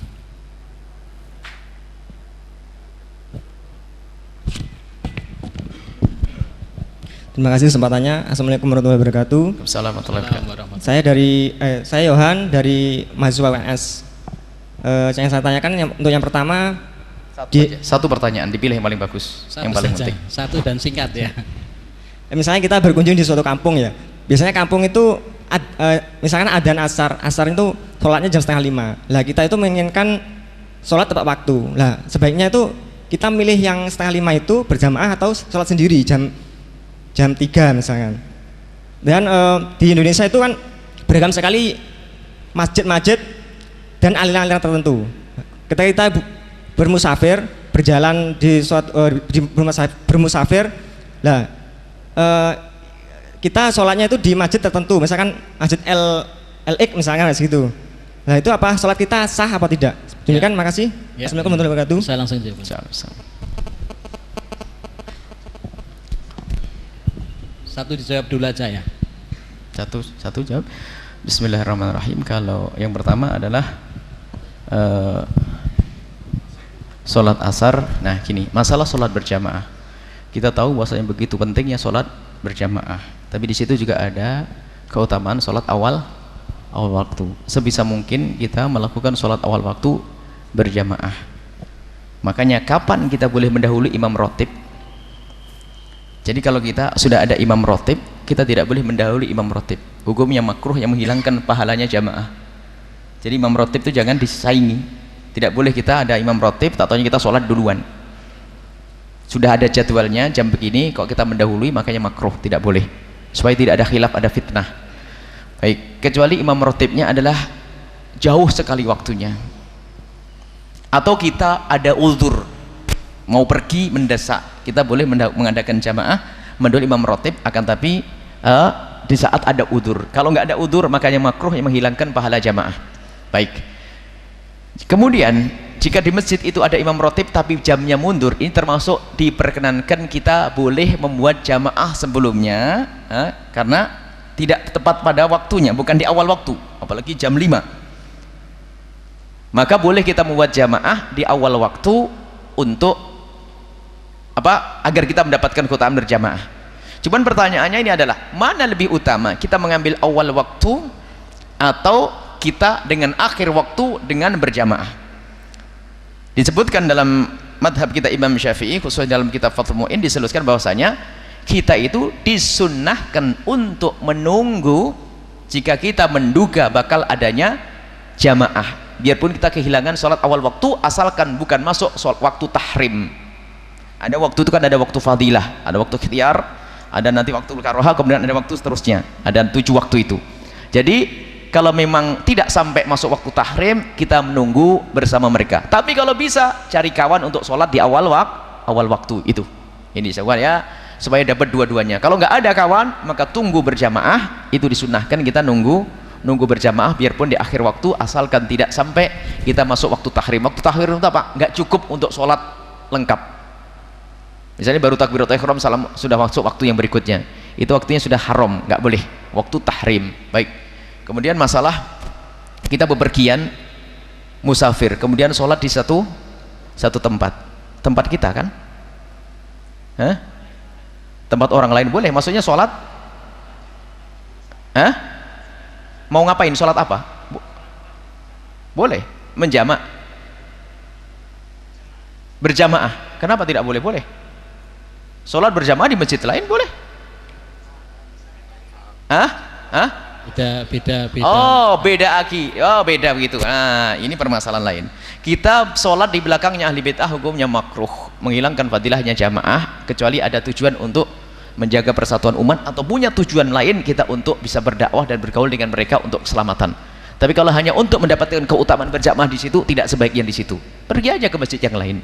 Jadi tujuannya adalah untuk kita ada misi untuk membawa mereka kepada kebenaran. Satu, ya. Nah, ini. Kemudian yang kedua, takut ada fitnah nanti kalau kita tidak di situ, dibilang apa gitu, pecah umat dan sebagainya, kita menjaga dulu. Kalau memang kemudian setelah itu, kalau memang bukan karena ini, kita nggak usah bersama mereka, karena makruh ahli bid'ah. Dan sholat di belakang ahli bid'ah adalah makruh yang menghilangkan fadilah jamaah, bahkan ada sampai tidak sah. Jika itu ada hal-hal yang misalnya menjadikan rukun kita tidak sempurna. Cuman dalam hal ini kami beri pendapat madhab Syafi'i yang kedua, mohon maaf. Misalnya kita sholat di sebuah masjid nggak pakai bismillahirrahmanirrahim, kan begitu ya. Di dalam mazhab kita Imam Syafi'i yang dikukuhkan, kalau kita sholat di belakang orang yang nggak pakai bismillah, menurut mazhab Imam Syafi'i yang dikukuhkan, karena bismillahirrahmanirrahim bagian dari Fatihah, maka karena imamnya tidak pakai bismillah, maka menurut pendapat yang dikukuhkan, maka kita tidak boleh bermakmum dengan mereka. Ini pendapat yang dikukuhkan. Cuman kita perlu mengambil pendapat yang kedua. Kalau itu pendapat yang kedua adalah al-ibrah bi'tiqadil imami la bi'tiqadil makmum fil adhar ya, muqabil adhar. Jadi pendapat yang kedua bisa dipakai, kita boleh berjamaah dengan mereka karena menurut dia adalah dia sah, karena dia sah, karena dia madhabnya misalnya dia menganggap sholat tanpa bismillahirrahmanirrahim adalah sah. Kemudian pendapat yang kedua madhab Syafi'i, pendapat yang kedua bukan yang dikukuhkan. Yang dikukuhkan adalah yang di Safinatun Najah, Tulmu'in, semuanya tidak sah. Itu pendapat yang pertama. Jadi kalau orang nggak pakai bismillah kita ikut di belakangnya tidak sah menurut pendapat yang pertama. Tapi pendapat yang kedua sah muqabil adhar. Muqabil adhar. Misalnya apa? Imamnya belepotan, memang aslinya begitu, lahan atau ummi, nggak bisa benar baca Fatihah, tapi dia adalah sah untuk dirinya sendiri, kita bermakmum di belakangnya. Menurut pendapat yang kedua mazhab Imam Syafi'i adalah sah. Kenapa begini? Kita ngambil ini adalah kita harus menjadi orang bijak. Tapi kalau anda jadi imam hendaknya bijak. Misalnya anda adalah seorang ikut mazhab Imam Malik, nggak pakai bismillahirrahmanirrahim, atau Imam Ahmad bin Hambal nggak pakai bismillah, atau mengatakan bismillahnya sembunyi, yang nggak mengatakan bismillah. Kalau anda seandainya termasuk orang yang madhabnya Imam Ahmad atau Imam Malik tidak pakai bismillahirrahmanirrahim, kalau seandainya sholat dengan orang madhab Syafi'i, agar tidak jadi fitnah, gunakan bismillah. Yang anehnya itu kadang kita ini, mohon maaf, di Indonesia bukan orang Malikiyah, bukan orang Imam Ahmad bin Hambal, tiba-tiba gara-gara umrah bismillahnya ketinggalan di Mekah. Ini kan, ini kadang-kadang bermasalah ini. Cobalah ke Indonesia tetap bismillah. Karena apa? Coba ditimbang. Kalau ada orang melakukan sholat dengan membaca bismillah, sepakat tidak ada yang mengatakan sholatnya batal. Menurut madhab Abu Hanifah sah, madhab Malik sah, madhab Imam Ahmad sah, madhab Syafi'i sah. Tapi kalau ada orang sholat nggak pakai bismillah, ada yang mengatakan tidak sah, yaitu madhabnya Imam Syafi'i yang dikukuhkan. Makanya untuk menjaga umat tetap lebih aman adalah baca bismillah. Lah ternyata dia adalah di Indonesia nggak bijak, mohon maaf. Dia terus gara-gara baru naik haji langsung hilang bismillahnya, ya sudahlah. Kita di belakangnya menjadi yang bijak. Tidak usah pakai pendapat yang keras tadi, perlu dilembutkan hatinya dulu. Nggak usah, batal, nggak usah lah. Ribut lagi, perang nanti musola kecil itu. Sudah yang jamaahnya 6 orang nanti berantem lagi. Kita pelan-pelan ikut pendapat yang kedua muqabil adhar, al-ibrah bi'tiqadil imam, ya sudahlah, kita ngikut sah, baru nanti ngomong pelan-pelan, baru nanti beres ya. Kita tidak ngajari kekerasan ya. Baik, insyaallah.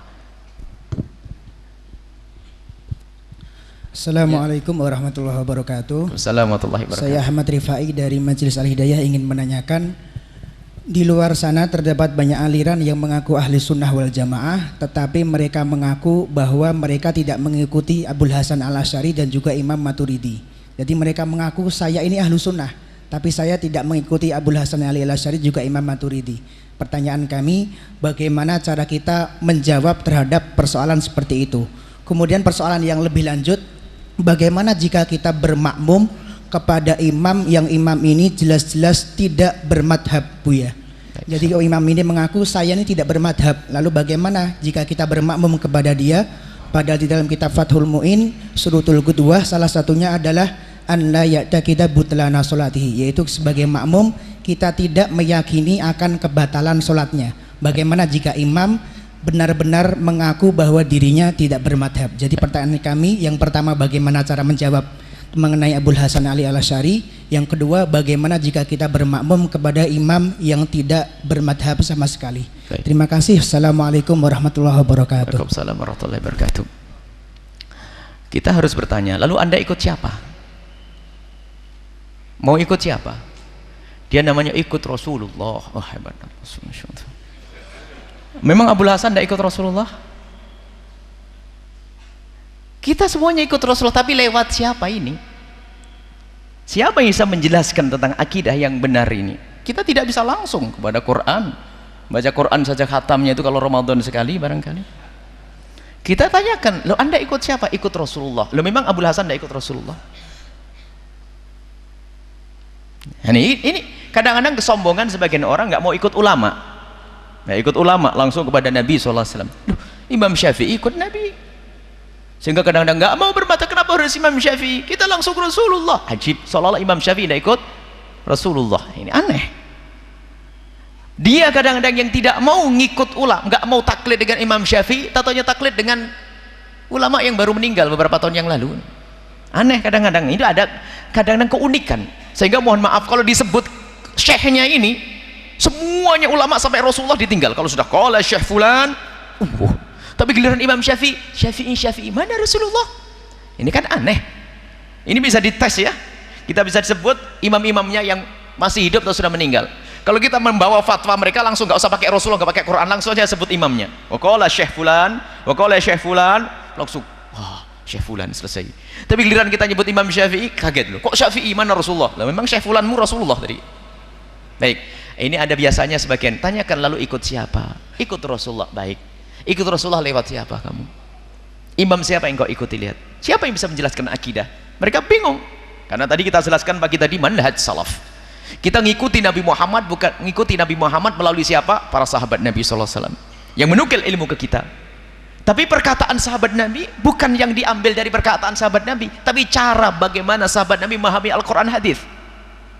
Maka cara inilah namanya manhaj, dan manhaj ini dikumpulkan dalam urusan fikih, dijelaskan oleh Imam Asy-Syafi'i radhiyallahu ta'ala anhu. Maka salafi sesungguhnya adalah kita ikut Imam Syafi'i. Yang kita ikuti bukan pendapatnya Imam Syafi'i, bukan ulama-ulama mujtahid dalam madhab atau orang besar seperti Imam Nawawi dan yang lainnya, Imam Ibnu Hajar, itu mengikuti Imam Syafi'i bukan mengikuti omongan Imam Syafi'i, tapi manhaj, cara beristimbat yang diambil Imam Syafi'i diambil oleh mereka.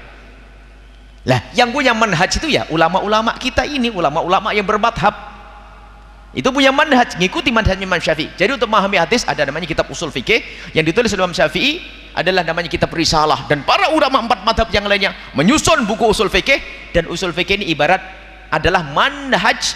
Ini adalah namanya manhaj untuk memahami Al-Quran dan hadis Nabi SAW. Makanya kalau ingin kembali kepada Allah dan Rasulnya harus melalui para a'immah ini dalam urusan fikih. Urusan akidah ada yang menjelaskan. Karena apa? Di situ ada kerancuan akidah, maka yang kita ikuti adalah Imam Abul Hasan Asy'ari dan Imam Maturidi. Dan ini dibuktikan dari masa ke masa. Ada orang muncul akhir zaman mengaku dirinya salaf, ngelompat, ya nggak nyampe, nyambung dong. Nah ini lihat imam semuanya, dari imam hadis, sebut ulama-ulama sudah dari masa ke masa, dari ulama Malikiyah, ulama Hambaliyah, ulama ini semuanya dari masa ke masa mereka adalah, kalau tidak Asy'ari adalah Maturidi. Tidak ada yang tidak Maturidi dan Asy'ari. Makanya kalau mengingkari Maturidiyah Asy'ari aneh, mengingkari tangga yang harus dia lewati, langsung lompat ke Rasulullah. Hebat bener. Jadi kasihan dia, karena kasihan dia, kasihan dia, kasihan gitu ya, disayangi dia, diajak ngobrol yang lembutnya. Ikut siapa? Sekarang pertanyaannya, memang ada apa dengan Abu Hasan? Mana yang salah? Mereka membuat mencari-cari kesalahan Abu Asy'ari, masalah takwil dan sebagainya. Takwil adalah kerjaan sahabat Nabi juga, mentakwil dan sebagainya. Apalagi yang dianggap salah? Tidak ada, semuanya mereka bersandarkan dengan hadis-hadis Nabi dan Al-Quran sesuai dengan pemahaman akidah yang benar. Mereka punya manhaj dalam memahami akidah. Baik, itu saja. Kemudian masalah satu lagi, itu pertanyaannya ada jawabannya sama dengan yang kita sebutkan, yang dikatakan oleh Syekh Malibari itu adalah pendapat yang adhar. Jadi kalau kita itu dalam melakukan persolat berjamaah tidak boleh meyakini batalnya solatnya sang imam. Itu adalah ibrah bi'tiqadil makmum. Kalau makmum meyakini batalnya seorang imam, maka kita tidak boleh mengikuti pendapat yang pertama. Pendapat yang kedua, al-ibrah bi'tiqadil imam. Kalau imam menurut dia adalah sah, kita boleh ngikut di belakangnya, yang sudah kita jelaskan tadi. Ini adalah khilaf. Jadi itu adalah pendapat yang dikukuhkan dalam mazhab Imam Syafi'i yang disebut oleh Syekh Malibari tadi. Wallahu a'lam bishawab. Ya, Buya, ini ada pertanyaan dari pemirsa. Siapakah ditunda lagi yang satu lagi tadi ya, ntar lagi. Baik. Siapakah ahli bid'ah itu? Karena kita sering dituduh sebagai ahli bid'ah. Ahli bid'ah yang keluar dari manhaj 5 tadi itu, identitas 5 itu ahli bid'ah sudah. Terlalu banyak nanti disebut. Kita tidak nyebut ABC-nya, akan tapi kalau sudah orang mengatakan yang penting Islam, itu mesti ahli bid'ah itu. Islam harus jelas ahli sunnah. Keluar dari ahli sunnah wal jamaah, ahli bid'ah. Anti tasawuf, pasti dia membawa kebid'ahan. Tanpa kita pungkit dalam tasawuf ada memang yang kita pangkas benalu tasawuf. Enggak mau bermadhab, ahli bid'ah. Kenapa? Ulama dari masa ngajari sambung ke Nabi itu ada metodologinya, ada caranya. Dia punya cara apa lagi? Bagaimana di ahli bid'ah? Sehingga mereka membid'ahkan orang ahli sunnah. Lah membid'ahkan ahli sunnah adalah ahli bid'ah. Kalau kita rinci nanti permasalahannya, bukan masalah tawasul, bukan tawasul, ini masalah ilmiah yang sederhana untuk dijelaskan. Jadi ahli bid'ah adalah yang keluar dari identitas 5 tadi, sudah langsung bid'ah, sudah selesai. Tingkat kebid'ahnya macam-macam, ada sampai derajat syirik, keluar dari iman. Sudah, ini rambu-rambu, sudah, ini poin. Kalau kita rinci satu persatu nggak ketemu judulnya. Misalnya nggak mau dengan ahli sunnah Asy'ariyah, coba yang anti Asy'ari, lihat bid'ahnya luar biasa. Musa punya keyakinan tentang Tuhan di atas langit misalnya, kesesatan akidah. Karena dia mengingkari Abu Hasan Asy'ari dengan manhaj Asy'ariyah di saat menemukan ayat sifat dengan dua metodologi, dua cara, yaitu dengan tauhid, kita serahkan kepada Allah, jangan macam-macam, jangan banyak tanya. Yang kedua adalah takwil, dan takwil itu adalah juga pernah dilakukan oleh para salafun saleh. Keluar dari manhaj ini bid'ah, lah kan? Apalagi yang nggak mau dunia tasawuf, lihat mencaci maki ulama-ulama ahli tasawuf. Tasawuf adalah hak, membersihkan hati, makanya bid'ah dia. Muncul kebid'ahan anti tasawuf nanti. Yang tidak bermadhab, lihat, tidak bermadhab, lihat membid'ahkan urusan-urusan. Sementara perbedaan para ulama, misalnya yang nggak kunut Imam Abu Hanifah, yang nggak kunut Imam Abu Hanifah, tapi tidak pernah mencaci Imam Syafi'i yang berkunut lalu ahli bid'ah. Tapi akhir zaman ada orang nggak mau kunut mengatakan kunut bid'ah, ini kan aneh. Makanya keluar dari manhaj ini, dari 5 identitas ini akan muncul ahli bid'ah. Panjang rinciannya nanti, itu hanya kami beri rambu-rambu saja. Rinciannya ada di lapangan. Adalah khilaf di antara madhab Malik, madhab Syafi'i, ringan diselesaikan. Tapi munculnya orang yang tidak mau dengan identitas 5 ini, muncul bid'ah. Bid'ah paling berat yang pertama, mengingkari Islam tadi, atau mengatakan semua agama sama. Ini bid'ah liberal saat ini. Wah, ngeri ini. Ini bukan sekedar bid'ah yang ini, tapi bid'ah syirkiyah, sampai mengatakan Quran perlu merendahkan Al-Quran, merendahkan sabda Nabi SAW. Ini ada tingkatan-tingkatan kebid'ahan ini. Jadi itu saja ringkasnya, tidak kita rinci satu persatu. Kenapa? Terlalu banyak ahli bid'ah yang ada di kiri kanan kita, makanya kita kasih rambu-rambu. Sebab kalau disebut contoh satu, yang lain nggak disebut, jangan-jangan dianggap benar nanti. Pokoknya ini rambu-rambu saja. Baik. Ya, hadirin, tadi ada yang mau bertanya terakhir ya, terakhir kali ya. Assalamualaikum warahmatullahi wabarakatuh. Assalamualaikum warahmatullahi wabarakatuh. Nama saya Ali Sauki Bilfaqih dari Klaten. Masya Allah. Saya ingin bertanya, ini berhubungan dengan Rasulullah SAW. Ada orang yang berkata kepada ibu saya tentang tafsir surat Abasa wa tawalla, tentang muka masam Rasulullah. Orang itu berkata bahwa itu maksudnya bukan Rasulullah, itu sahabat. Masa Rasul bermuka masam, lalu Rasul terus tidak maksum, begini begitu. Lalu yang saya tanyakan, apakah tafsir surat Abasa ini, lalu apa definisi maksum itu sendiri? Terima kasih. Assalamualaikum. Insyaallah sederhana, definisi maksum adalah Nabi terjaga dari dosa, tidak pernah melakukan dosa dan tidak akan melakukan dosa. Tapi Nabi pernah ditegur oleh Allah bukan karena sebuah kesalahan, akan tapi diberi petunjuk oleh Allah sesuatu yang lebih bagus lagi.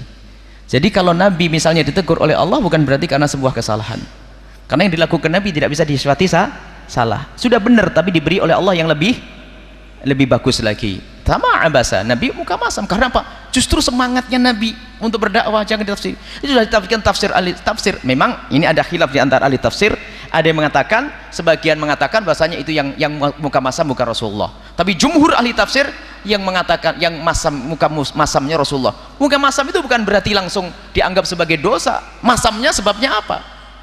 Kita melihat anak kita yang misalnya tidak segera tobat dan sebagainya, kita melengos muka masam, atau karena kita marah karena ada orang melanggar Allah dari orang-orang dekat dengan kita, atau orang yang kita harap waktu itu adalah orang-orang yang dari pembesar-pembesar Quraisy, waktu itu diberi nasihat kok ndak sampai kemudian waktu itu ada disebut Abdullah bin Ummi Maktum itu datang ke Rasulullah muka masam dengan dia. Oh bukan karena membenci dia, ternyata Abdullah bin Maktum adalah orang yang sangat dicintai oleh Rasulullah. Bagaimana dimasami Rasulullah SAW? Hanya sekarang ini ada muncul untuk meragukan tafsir untuk akhirnya untuk menjauhkan kita daripada ulama-ulama salaf. Mufassirin mengatakan yang mengatakan muka masam bukan Rasulullah, ahlan wa sahlan, tidak ada masalah. Tapi jangan di saat yang mengatakan masam Rasulullah lalu ahli tafsir ini salah. Masamnya Rasulullah sebabnya apa? Kan begitu. Itu karena semangatnya Rasulullah ingin membawa Islam, orang-orang pembesar-pembesar Quraisy di antara mereka adalah kerabat Nabi. Kerabat Nabi, Nabi cinta agar kerabatnya juga masuk Islam. Sehingga waktu Abdullah bin Mas'ud dia sudah iman, dia di lingkungan ahli surga. Sehingga Nabi waktu itu tidak sempat peduli, bukan karena mengabaikan dia si buta, bukan. Ini ditafsiri para ulama. Cuman biasanya ada upaya orang-orang untuk merubah-rubah untuk ini, untuk membuat permasalahan agar ribut di dalam diri kita.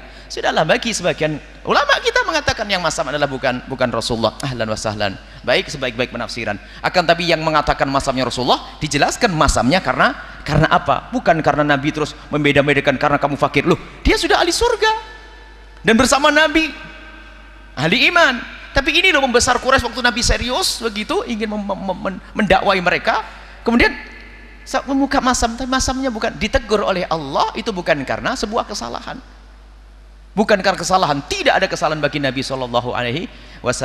Kita perlu husnudzon dengan para ulama-ulama. Sekarang ada upaya untuk menjauhkan kita dari agama kita, mulai dari kita dibencikan kepada, pertama adalah bencikan kepada syariat Islam liberal ngaco, sehingga syariat Islam dianggap rendah. Kemudian benci kepada sahabat Nabi, benci ahli bait, nah kan putus dengan Rasulullah. Akhir-akhir benci ke Arab. Nah ini adalah upaya untuk menjauhkan dari syariat Nabi SAW. Arab ada hubungannya dengan Nabi, bukan sekedar Arab itu suku, bukan. Memang di Arab ada Abu Jahal dan sebagainya. Cuma kalau sudah Arabnya Nabi, ya Nabi. Jangan sampai kita membenci Arab, Nabi Arabi. Hati-hati, ini ada upaya-upaya pengen Islam Jawa dan sebagainya. Islam Jawa dari Arab. Kita dan semuanya deh. Ada. Ini upaya. Tujuannya apa? Untuk memisah kita dari ajaran Nabi SAW. Bermacam-macam, seolah-olah mengkritisi para ulama-ulama kita. Ulama kita bisa salah, akan tapi ketahuilah, di dalam mengkritisi kita harus punya bekal ilmu yang serupa, dan kita husnudzon kepada mereka. Dan hampir semua ahli tafsir mengatakan yang demikian itu. Nah ini, maka kita jangan sampai mudah terganggu, tergoda oleh sebagian orang yang mencoba menanamkan kebencian kita atau keraguan-raguan kita kepada pakar-pakar sejarah kita, pakar-pakar tafsir kita.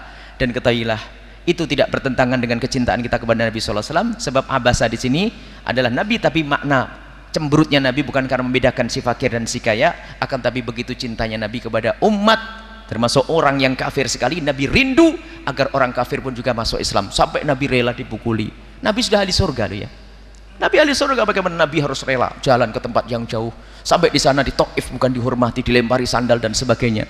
Itu pun demikian, Nabi tidak pernah mendoakan tetap Allah mahdi qaumi fa innahum la ya'lamun. Dilempari, Nabi dilempari sakit, dipukuli Nabi, tapi apakah Nabi mendoakan jelek? Tidak. Allah mahdi qaumi fa innahum la ya'lamun. Ya Allah, berikan petunjuk kepada kaumku, mereka melempariku karena tidak tahu. Lihat, Nabi begitu cinta, mereka masih kafir, didoakan oleh Rasulullah SAW. Mohon nih, kita harus hati-hati. Kalau ada kritikan-kritikan yang mencoba untuk merendahkan, ini biasanya sudah ada hati yang tidak baik. Ulama kita bisa salah, akan tapi kita pun di saat mau menyalahkan, ini harus hati-hati. Jangan sampai kita terprovokasi untuk sebagian orang yang menanamkan kebencian kita kepada para ulama-ulama kita. Wallahu a'lam bishawab. Ini terakhir Bu ya, dari pemirsa nih, bagaimana cara kita memperingati kematian Imam Husain, karena disebutkan di kitabnya Imam Haddad juga disuruh bersedih, mohon pencerahannya. Baik, subhanallah. Kita mengingati meninggalnya seseorang, memang Nabi bukan meninggalnya Imam Husain yang diingat. Ini harus.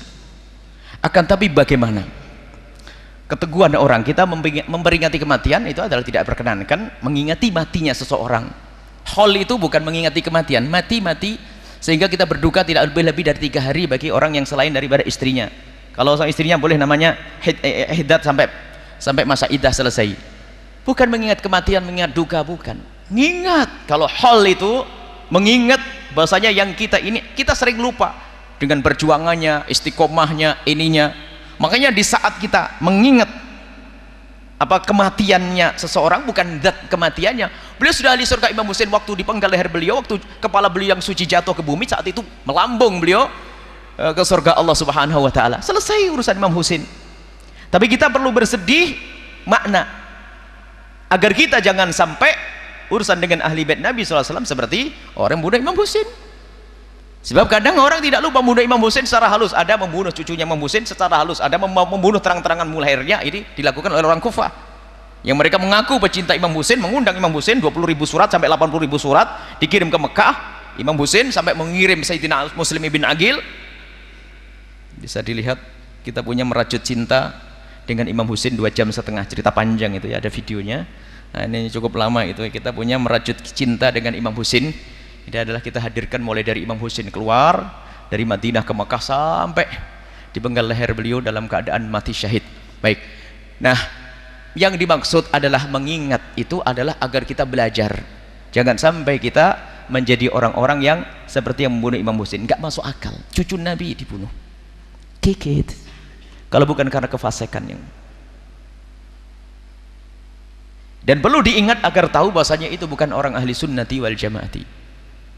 Pemimpinnya Ibnu Ziyad adalah bukan, dia tidak ada hubungannya dengan ahli sunnah. Dia adalah pemimpin yang fasik, yang penting menang saja. Sekarang kan mohon maaf, kalau ada kejahatan di sini misalnya, itu tidak bisa langsung dinisbatkan bahwasanya ini adalah urusan presiden akidahnya, kan begitu.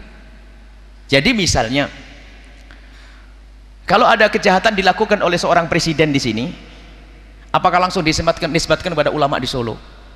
Tentu tidak. Ulama di Solo juga tidak setuju kalau ada presiden melakukan kejahatan. Ibnu Ziyad melakukan kejahatan, bukan berarti ulama-ulama sana setuju, tidak. Ini adalah kejahatan murni seorang aparat pemimpin, namanya Ibnu Ziyad, menggiring tentara.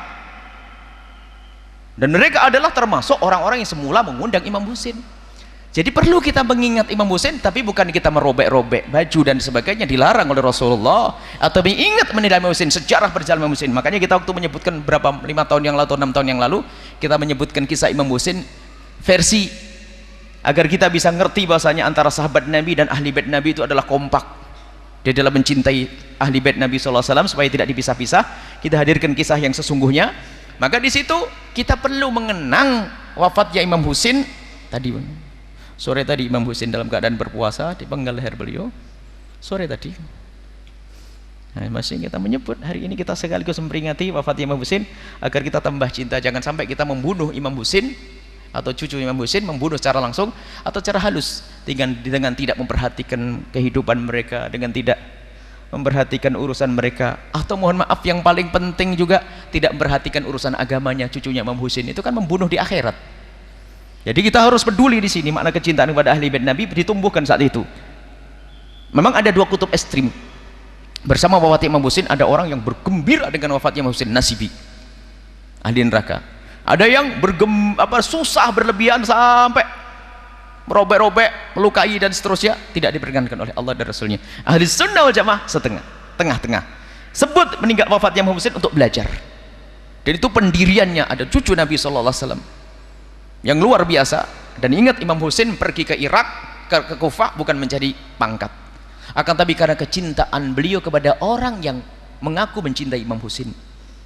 Imam Husin tidak ingin meninggalkan Mekah, Madinah, nggak mau berbaiat. Dia disuruh minta baiat untuk Yazid, tidak mau. Akhirnya pergi ke Makkah, menghindar daripada khilaf. Tidak mau khilaf dengan pemerintahan juga, pergi ke Mekah. Di Mekah dikirimi surat. Yang mengirim surat adalah orang mengaku cinta Imam Husin. Lembutnya hati beliau. Kekuasaan nggak mau dikasihkan kan sudah.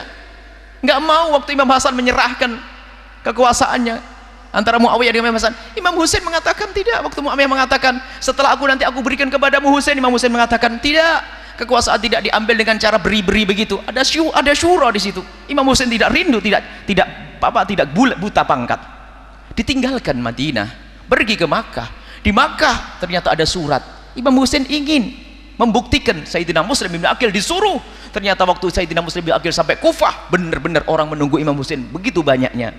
Kemudian setelah itu Imam Sayyidina Muslim bin Aqil menyuruh utusan untuk memberitahu Imam Husin agar segera datang.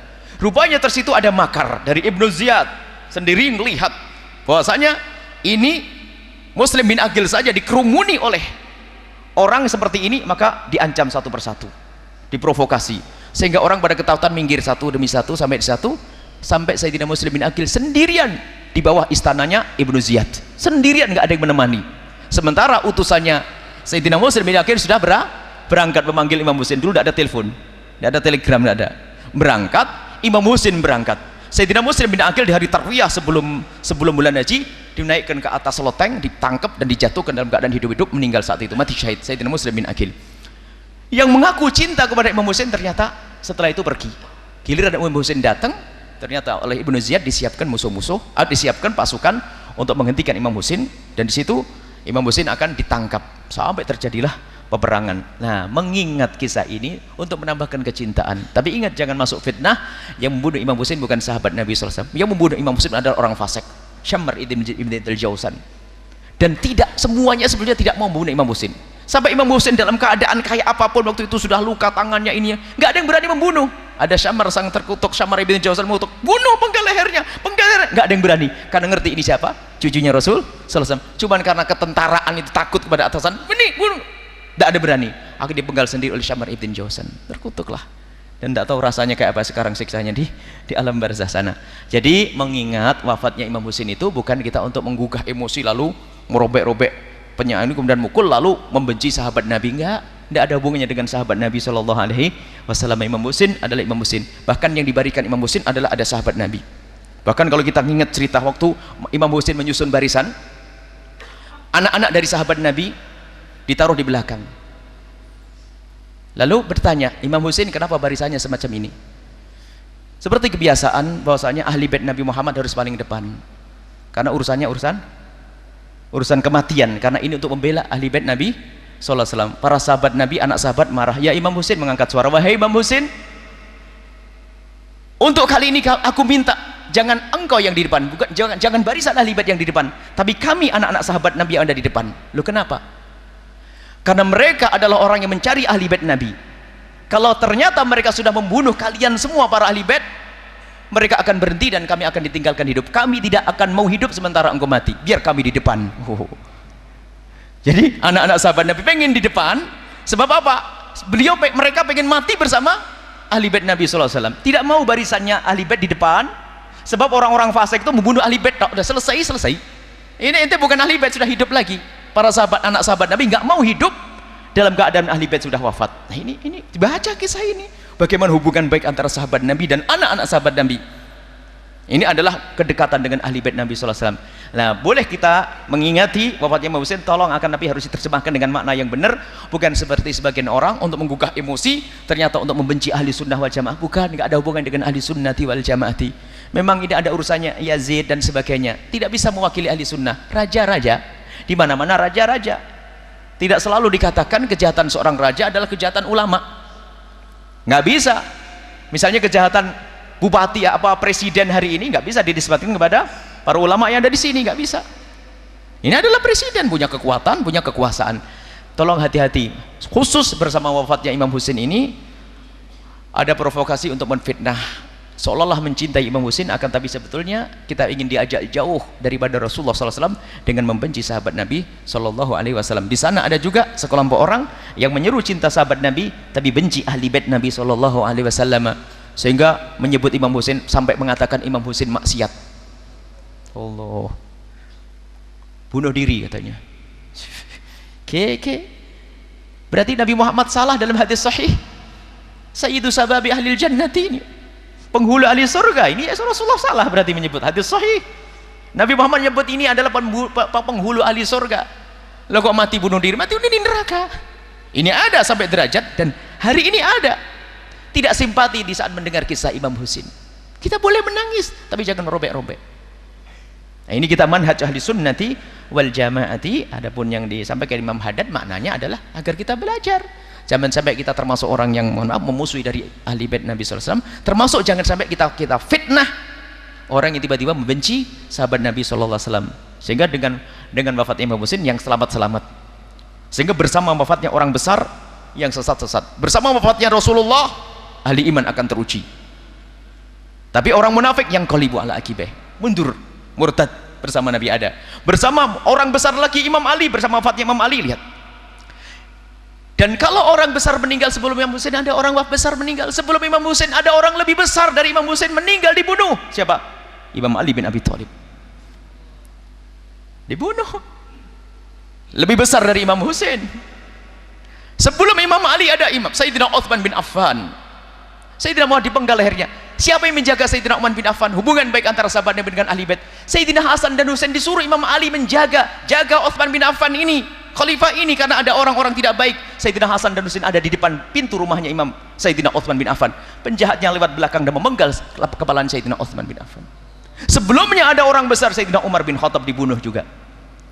Ini Ini kadang-kadang untuk memanfaatkan kisah Sayyidina Imam Husain digunakan untuk memacu emosi sehingga muncul satu kelompok-kelompok yang tiba-tiba benci sahabat Nabi. Jangan sampai lidah kita mencaci sahabat Nabi SAW, dan jangan sampai kita benci kepada ahli bait sampai Imam Husain dikatakan kita menemukan sampai astagfirullah.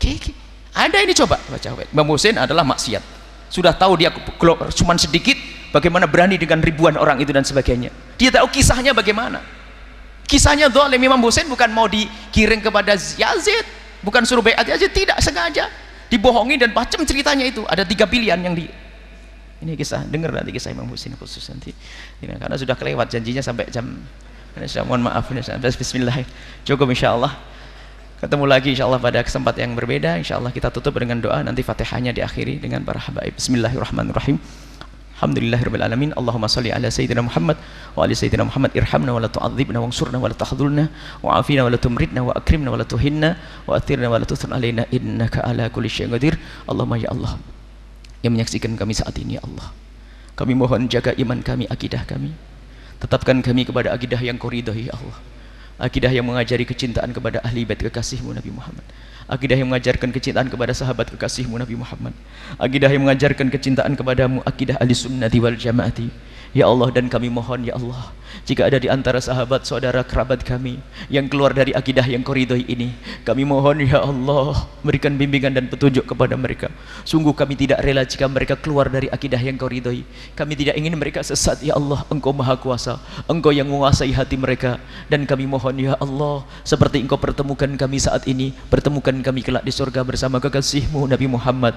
Ya Allah, lembutkan hati kami, jadikan kami hamba-hamba yang saling mencintai karenamu, ya Allah, hamba yang saling mencintai tanpa ada kebencian dan dengki di antara kami, ya Allah.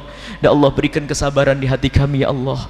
Ya Allah, jauhkan kami dari benci kepada sesama kami. Maka kami mohon, ya Allah, jika ada orang berbuat salah kepada kami, jika ada orang menyakiti kami, jika ada orang berbuat zalim kepada kami, jika ada orang menggunjing dan menfitnah kami mohon, ya Allah, berikan kesadaran kepada mereka dan ampuni mereka. Jangan Kau timpakan musibah kepada mereka, jangan Kau masuk ke neraka mereka. Sungguh kami tidak rela jika ada orang masuk neraka gara-gara kami, ya Allah. Ya Allah, ya Allah, ya Allah, ya Allah, seperti Engkau pertemukan di tempat mulia ini, kami mohon jangan sampai Engkau pisah kami, ya Allah.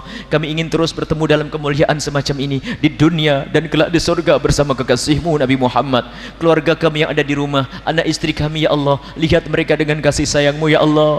Jangan sampai hanya kami yang dekat kepadamu. Kami ingin keberkahan majlis ini sampai kepada anak-anak kami yang sekolah di sana, yang belajar di sana, istri kami yang ada di sana. Kami mohon, ya Allah, ya Allah, berkailah mereka semua dan jaga kami semua, jaga kami dari kesesatan akidah. Dan kami mohon, ya Allah, kami mohon, ya Allah, ya Allah, berikan kepada kami kemudahan untuk menjauhi kemaksiatan, ya Allah. Mata kami, ya Allah, jangan sampai melihat yang haram. Lidah kami jangan mengucapkan yang haram, telinga kami jangan mendengar yang haram, anggota tubuh kami jangan sampai kami gunakan untuk yang haram. Kami mohon, dan jika ada di antara kami yang menggunakan itu semua untuk keharaman, kami mohon segera ampuni kami, ya Allah. Dan kami mohon, ya Allah, kami mohon, ya Allah, jadikan pertemuan ini pertemuan cinta, ya Allah. Dan kami mohon jika ada di antara yang mendengar suara ini atau yang menyaksikan acara ini tersinggung perasaannya oleh kalimat kami mohon gantilah dengan segala kebaikan, gantilah dengan cinta, gantilah dengan kebahagiaan, gantilah dengan keberkahan, gantilah dengan rahmat. Sungguh kami tidak ingin menyakiti siapapun, ya Allah. Ya Allah, siapapun, ya Allah, yang mendengar suara ini lalu tersinggung perasaannya, ya Allah, angkat derajat mereka semua. Dan kami mohon, ya Allah, Pak, jangan sempit rezeki, lapangkan rezeki mereka dengan rezeki yang halal penuh berkah. Yang sakit sembuhkan, yang punya hutang mudahkan kami dalam bayar hutang kami, dan panjangkan umur kami semua dalam ketaatan serta sehat walafiat. Dan kami mohon, ya Allah, ampuni orang tua kami dan guru-guru kami semua. Ampuni orang tua kami dan guru-guru kami, berikan kasih sayangmu kepada mereka, baik yang hidup atau yang telah wafat, ya Allah. Dan kami mohon semua yang telah berjuang di masjid ini, ya Allah, Engkau maha tahu siapa mereka. Berikan ketulusan dan keikhlasan, ya Allah. Berikan ketulusan dan ikhlasan, dan berikan kepada mereka kebaikan di dunia dan di akhirat, ya Allah. Dan kirimkan ke tempat ini, ke masjid ini, orang-orang mulia, orang-orang tulus yang datang ke tempat ini, ya Allah, yang bisa berjuang di tempat ini, ahli surgamu. Dan jadikan kami bersama mereka, ya Allah. Ya Allah, ya Allah, Kau janjikan Islam akan jaya, dan jadikan kejayaan Islam adalah bersama kami, ya Allah. Dan jadikan kami pejuang-pejuang kekasihmu Nabi Muhammad yang tulus, ya Allah. Ya Allah, ya Allah, kumpulkan kami kelak, ya Allah, bersama kekasihmu Nabi Muhammad. bersama cucu kekasihmu Nabi Muhammad Imam Hussein yang hari ini, di hari seperti ini beberapa tahun yang lalu menghadap kepadamu dengan kemuliaan ya Allah, dan jauhkan kami dari berbuat zalim kepada ahli bait kekasihmu Nabi Muhammad ya Allah. Jauhkan kami dari berbuat zalim kepada cucu kekasihmu Nabi Muhammad ya Allah, dan jauhkan kami dari berbuat zalim kepada sahabat kekasihmu Nabi Muhammad. Kami ingin selamat ya Allah, dan ampuni dosa kami ya Allah. Ampuni dosa kami ya Allah. Jangan kau sisakan sedikit pun dari dosa-dosa kami ya Allah.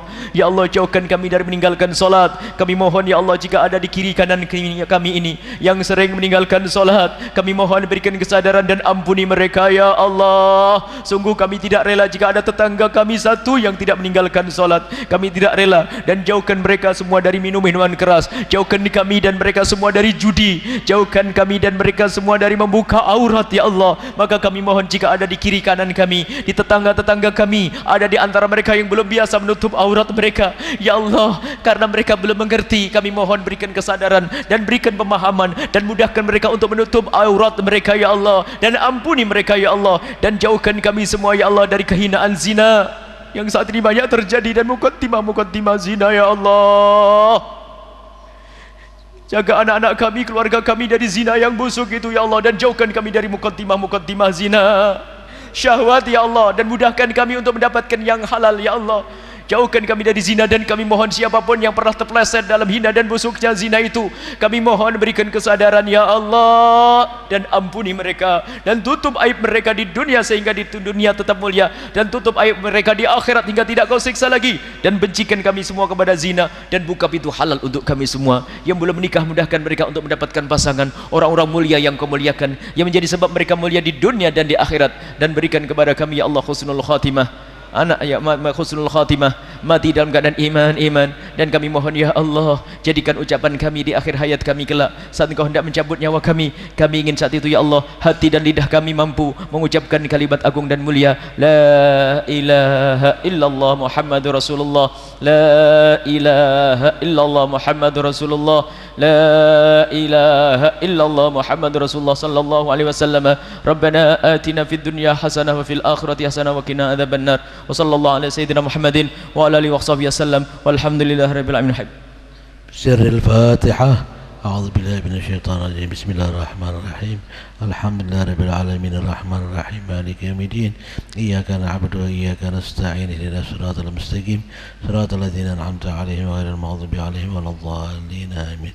يا ربنا اعترفنا بأننا اقترفنا وأننا أسرفنا على لظى أشرفنا فتب علينا توبة تغسل كل حوبة واستر لنا العورات وآمن الروعات واغفر لوالدينا ربي ومولودينا والآل والإخوان وسائر الخلان وكل ذي محبة أو جيرة أو صحبة والمسلمين أجمع آمين ربي اسمع فضلا وجودا منا لا باكتساب منا بالمصطفى رسولي نحظى بكل سولي صلى وسلم ربي عليه عد الحب وآله والصحب